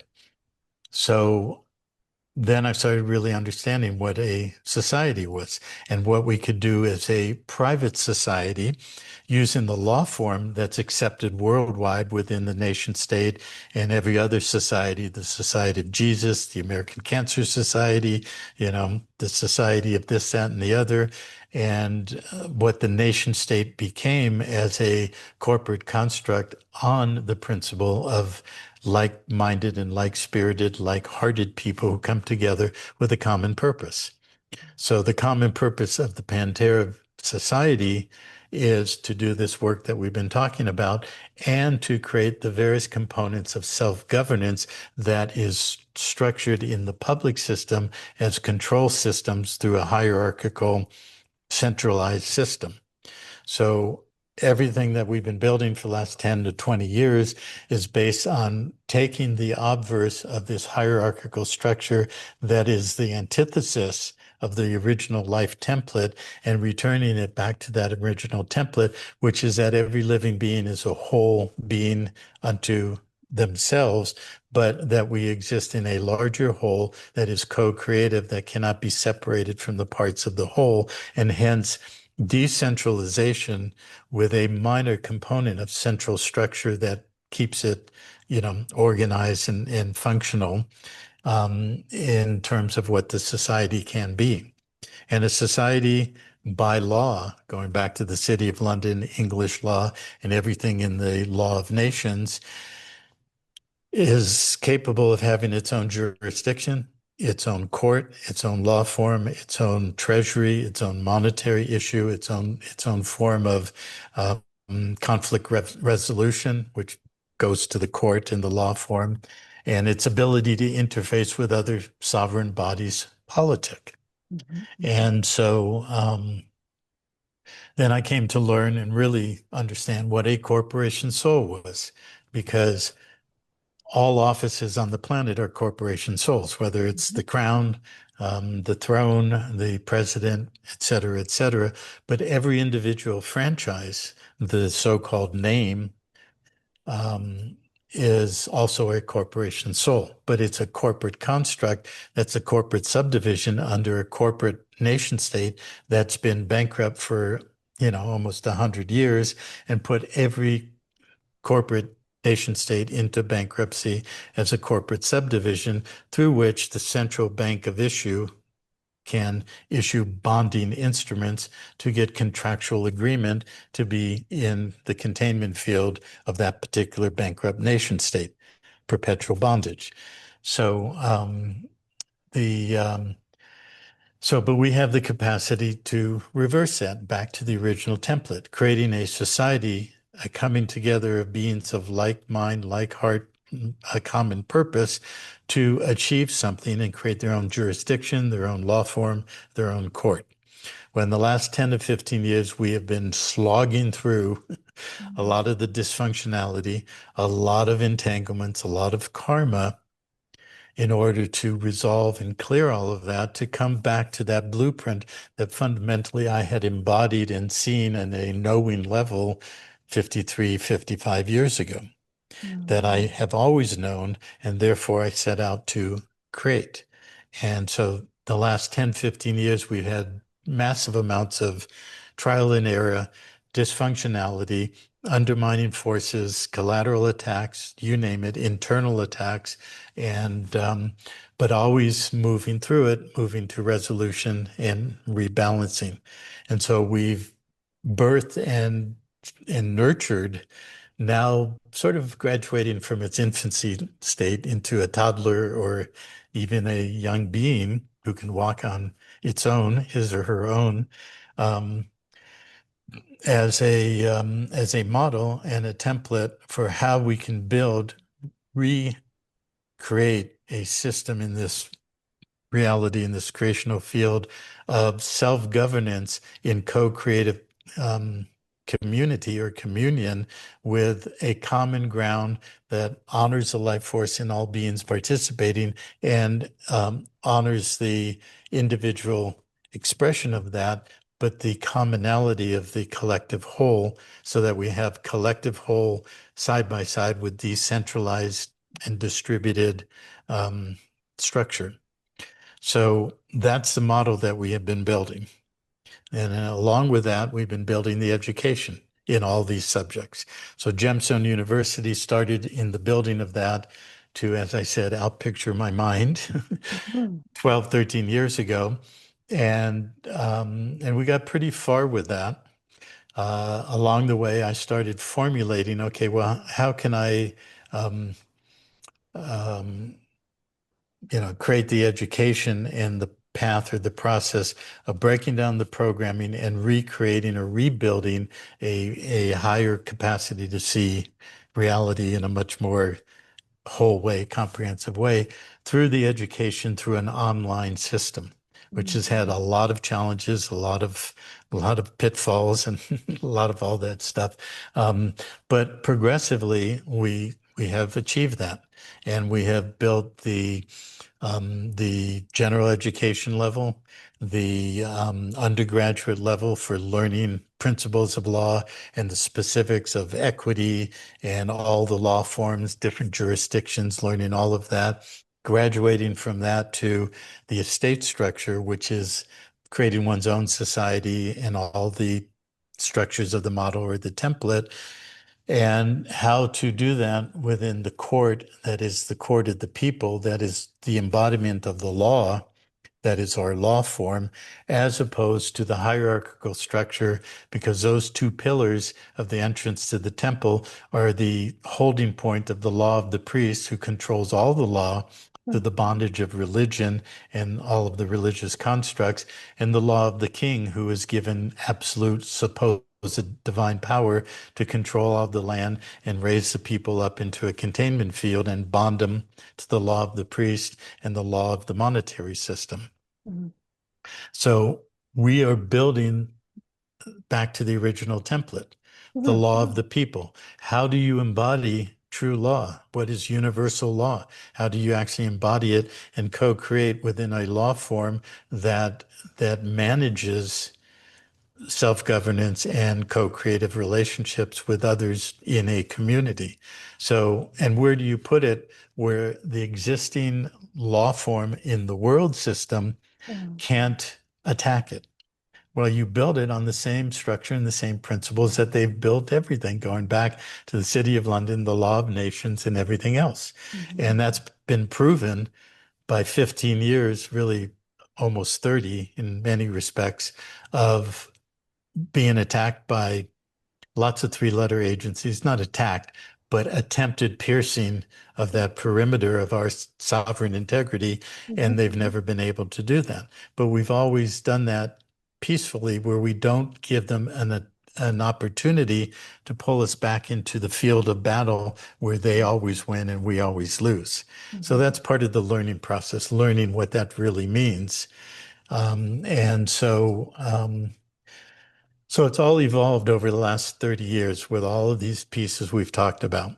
And now the education in what we now call the Master Law course, going through the general education, going from there into the undergraduate work, learning the principles of law and equity and so forth, going into the estate structure course, where you learn how to build your own society, your own office, your own um, law form that can then reproduce the same template, but with your individual expression of how you use that law form and the structure of the society and the office to build your community and build it lawfully, but also essentially impenetrably. Mhm. And then from there, it goes to the next level, status correction. How do you do the steps legally, monetarily, bondage-wise, universally, to do all of the steps to disconnect the cords and the contractual attachments that we've been talking about, so that it's like take a big pitcher of water and you put a bunch of pebbles and rocks in there. You pour water in there. Okay. How much water is actually there? If you put a lot of rocks and pebbles and sand, the water's only actually this much, but it looks like the whole pitcher is full. Well, all those rocks and pebbles and sand is our own inner entanglements, our belief systems, our karma, our attachments, everything.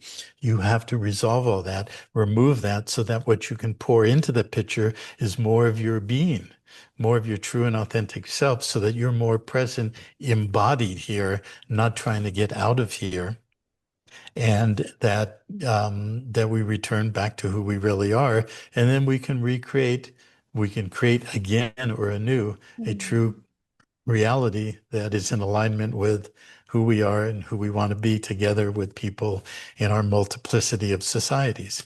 And that's really what status correction in PanTerra is. It is lawful and it is addressing the law and the monetary and the bondage, but it also has all the component parts of everything we've talked about in this call. Fantastic. So that's what PanTerra is. That's what GemStone University is. And along the way, we had some interesting entanglements starting 4 or 5 years ago that uh, we danced the dance for a few years, went through it. That's a long story for another time. But we came out of that in September of 22,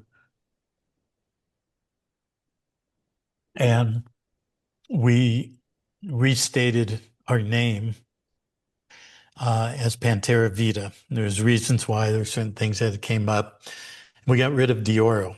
And what we realized in the process of doing that is PanTerra de Oro had to do with the gold, with the alchemy, the alchemical process of removing the dross and converting or transforming the base metal into the refined precious metal of our true being, the aura, the golden aura, AU, of our bioresonance field. We did that collectively as PanTerra, going through all of our karma, all of our shit, and everything we had to deal with. And we came out of that and said, well, we're no longer the golden panther, we are the living panther. We are Mm. Vita, we are the living presence of the panther, PanTerra Vida. And so we changed the name. We've been restructuring, reinventing, reformulating, and we started transferring everything out of gemstoneuniversity.org to gem.university, more succinct pathways for stepping stone of the membership and the courses and all the rest of them. Mhm. And so then 6 months ago, we started formulating, well, we need to do more outreach, come back out into the public. And what was the logical name for that? Freedom Absolute. And so we created the Freedom Absolute channel on YouTube and Rumble. And then we created Patreon and the Substack and set it up so that one who wishes to join what we're doing becomes a member by joining either Substack and or Patreon, just one or the other, becoming a paid subscriber because we did an experiment for 5 years where nobody paid for anything. And we realized that most people are still very much hardwired with the disease, the paramount disease in this world, which is called money. Mm. And it really did prove to be the case, the old proverbial statement that you get what you pay for and so forth. And so we decided to have a paid subscription Yeah. and a payment for the master law course. Some people think it's exorbitant, the price we put on it, but I've seen people charge 2 to 4 times what we're saying for the entire course and give a 50th of what we provide. Mhm. So the value is a true full transformation of one's life and literally rebirthing oneself, recreating oneself. And so we've made it as easy and as accessible, but we want people to step up to it. And part of it is that it's not for the faint of heart. Mhm. It's not for those who take it casually. We've had a lot of tire kickers, a lot of casual, a lot of new agers, a lot of, belief systems who come in and say, oh, yeah, this sounds great. It's like, well, yeah, it's what I've been looking for. But when the hard work comes, it's like, no, I'm not going to do the work. I thought you could just give me the pieces of paper and then I could be sovereign. I could be, and it doesn't work that way. So the real payment is your being and your passion and your commitment to rise above the construct and emerge in your excellence and your brilliance. But there's a monetary price, and now there's a price of a real commitment. Your will. You have to have will to go through this because if you don't have the will, it's like you asked me the question, well, how did you go through all of this for 50 years? Because I built my will and my will directed me and it would not be stopped by anything external or internal. So that's part of the price that is required. I won't use the word reward. That means back in the prison being a ward again. Right. But the emergence of the real value of who you really are is priceless and it's unprecedented. Mhm. And I could definitely say, and many people who've been with us a long time say there's nothing like what we're doing with PanTerra. And what we're really doing is we're coming together with people who did come into this reality, took on the clothing of the realm. They know who they are. They may have lots of dysfunctionalities, but they know that they have to step into them, to heal them, to face them, and all of that. And they know that coming out the other side, they're going to be powerful, they're going to be capable, and we're going to be able to build a new reality. And so this is what we're about. So when somebody becomes a subscriber, paying subscriber on Patreon or Substack, they simultaneously, you just have to subscribe as you have done, but then we send you the instructions of how to then have access to gem.university. It's a very simple thing, and that's where all the GEM general education member materials are, laying the foundations to build your knowledge and break down your programming, and then go to the next levels. And so that's how to find us and be with us.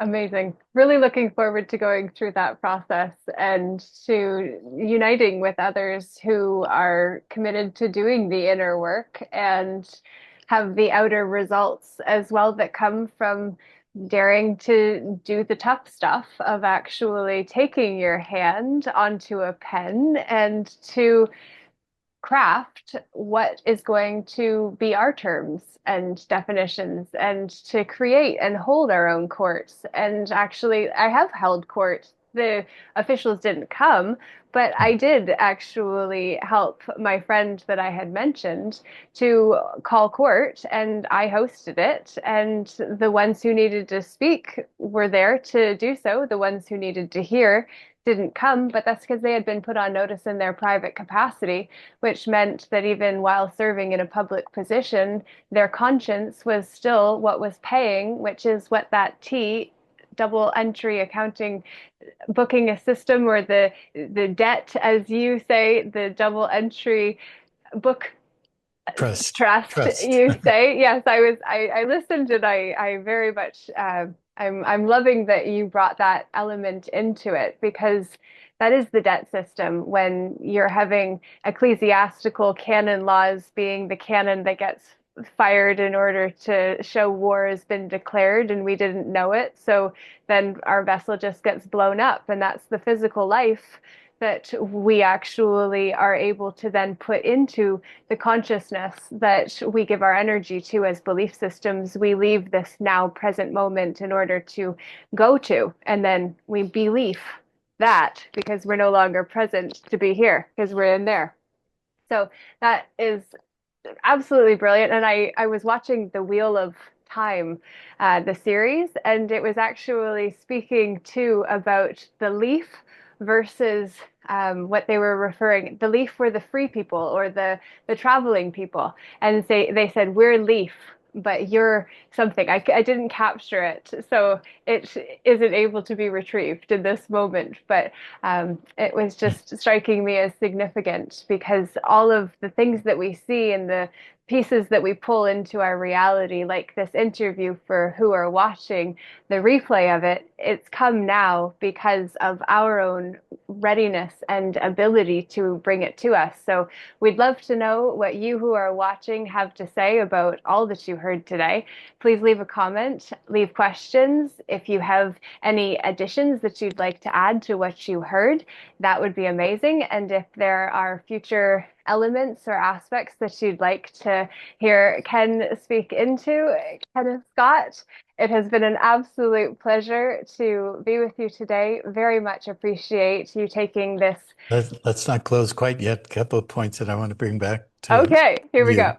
you. But all of that you just said for sure, and we will re revisit another or several more conversations at least. Beautiful. Um, but basically, what I want to say is so many things. Like when I read, at least some of your emerging manuscript, and then hear you talk, you were so very close to the essence and the principles and the pieces of the whole system that we built, that I look forward to you jumping in, because everything that you built with your community and so forth, when you jump into get to the estate structure and you build your lawful society and learn how to create the court and the other elements of what I talked about, You're so ready for that, and your community that works with you, I'm sure, is ready for that. But you're the point being, you're the lead in terms of the work that you've done. It's very apparent. And the reason we call it estate structure is because everything in this world in terms of property is held in estates. And you had mentioned earlier on the Sesta KV versus the Sesta K Trust. And this is why it's so important to understand really the principles and the depth of both law and equity and people misuse those terms all the time. Sesta KV and Sesta KV Trust and Sesta K Trust and this and that, but there's precision. And that's one of the things that I've developed and refined, and that we work and teach people to have the precision of language, precision of how you use language, either as individual words, phrases, or um, uh, constructs of what a phrase refers to, such as Sesta KV. Well, what is a Sesta KV? And as you said, a Sesta KV is V is life. But Sesta K, coming from Latin and or the French, Sesta K or c'est you, it means it is you in French. C'est tu, it's you. Mhm. C'est tu que vis, it is you who lives. Mhm. And so in that separation of the two bulbs of the hourglass, keeping the elite on what they call heaven that they want to inherit and take away from the real value creators, they at the top being the parasites, um, they created this dual construct. And they created the concept in law and equity and in the nature of titled property or titled land, this thing called Sestake V. And the Sestake, you mentioned the 1666, where it had, when a Sestake V goes to sea, he's lost, presumed dead. This is what we have to do to settle the estates. But then Section 4 says, well, what if the man lost at sea? Of course, back then it was only men, comes back, proves his life, and claims his estate. So they lay it out right there. Of course, they went to war in the Crusades, or they went over out into the big ocean. Many didn't come back. They had to settle the estates. Well, the Sesta KV means who is the beneficiary. Sesta K Trust is for the lower level, for the peons, the ones in the bottom bulb of the hourglass, the working slaves. And I'll explain that in a minute. But Sesta KV literally means it is you that is alive or lives. Mhm. But as it related to title and title of land and estates, because in the elite, in the landed gentry and so forth, the ones who had the reciprocal grant of land and the oath of fealty with the sovereign or the king, they were given title to real estates, the land, but the title went from one living generation to the next. So the SSKV in law, that term means the duration by which an estate is measured.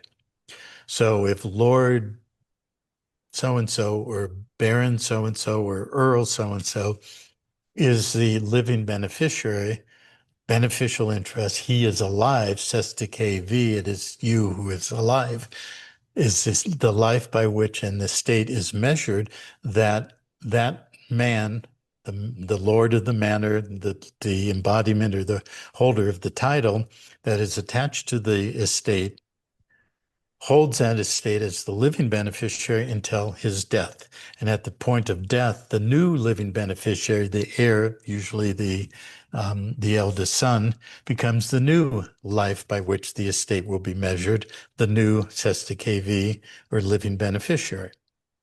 So that's how they devised to contain all this landed title, landed property worldwide. And they did that. They reproduce it in America and all the so-called Commonwealth countries and so forth. And they created this elite structure of landed title holders that were on the land so that all the serfs or the landless peasants could be lifted off of the land, put into the civil body and controlled by rules of civil code, military conquest, bankruptcy, and all the rest of that. So they had to create an estate to hold what we created through the Mhm. franchise, what people call the all caps name. A lot of people still call the straw man, which is really not a true name for it, but it's a franchise. It's a franchise of the bankrupt nation state that you can operate in their domestic sandbox, in their zone to operate in commerce. Well, you have to have a place where your value that you've created, your property goes into, and that's called the Sestake Trust. It's the beneficiary of everything that was created by the franchise, but you don't get to have access to it. You will never have access. You have limited beneficial use. So if you have a title in your franchise name of your house, you don't own it because the franchise is a creature created by the state. The state owns it. You get the limited use, and the limited use includes maintenance, insurance, taxes, penalties, and all the rest of that. So do you own it? If you don't have control over it, if they can take it away from you, no, it doesn't belong to you. But the beneficial interest is held in a sesticate trust that they also control because they are the controllers through the legal title and the structure of the state and the nature of equitable estates, which is what you learn when you study equity. We won't go into that. That's in our courses, okay? But you need to understand that to then know how to create a true private estate. Mhm. That's why we call it the estate structure, how to create a private estate, but any estate has to be domiciled in a jurisdiction. Well, PanTerra has perfected its sovereign body politic cognizance within the world system as a jurisdiction. And that's been proven by the last 20 years of what we've done. So in our court, the court of the people, the law of the people, not the law of the trust, that's where you create your own estate, you create your own society, you create an office that holds all the assets and equitable interests that belong to the society to direct for the benefit of the mission of the society, and you learn how to operate that. That's what our estate structure is all about. And there's nobody teaching that except for PanTerra that I've ever seen or come close to it. A lot of people have the trappings and the superficial, but Mhm. we teach the substance. We teach the knowledge and, like you said, the ledge of the knowing, Mhm. that you're on the leading edge of the knowing of how you can actually be and how you can operate this and build a new estate. So everything you've done in building, you've essentially built your society, your estate. Now, in walking through these courses, you'll learn the precision of all of the components of how to do that and how to truly create your court, your jurisdiction, and so forth, and be able to work with your community and your people who will be like little seedlings that will then birth out of your society and start creating their own societies. Mhm. That's the whole model. It's decentralized, but it's central in terms of the model, the template, and how to decentralize and distribute the structure that we've basically perfected. So that's where the state structure, how that relates, how it relates to what's assessed to KV, what's assessed to K trust, and why you cannot build in the current system what you want to create as a perpetual living legacy for the future in their system. It Mhm. has to be in a new jurisdiction, a new system. That's Mhm. what we've created. And that's what we invite everybody who would like to really take this on. If you're not faint of heart, if you can deal with the things we've talked about here, you know, please come have a look. It doesn't take much to subscribe to Freedom Absolute, and you start learning. You will then have access to the GEM level, general education. And even if you subscribed for 3 months, spent $100 and had access to that education, the value of it is immeasurable to $100. But Mhm. I can guarantee you those who are really ready for this, as you are, Laura, no doubt, are going to take to it like ducks to water Mhm. and will be quacking around and having a great old time laying duck eggs and playing pinochle on the shoreline and having fun and rebuilding our new reality.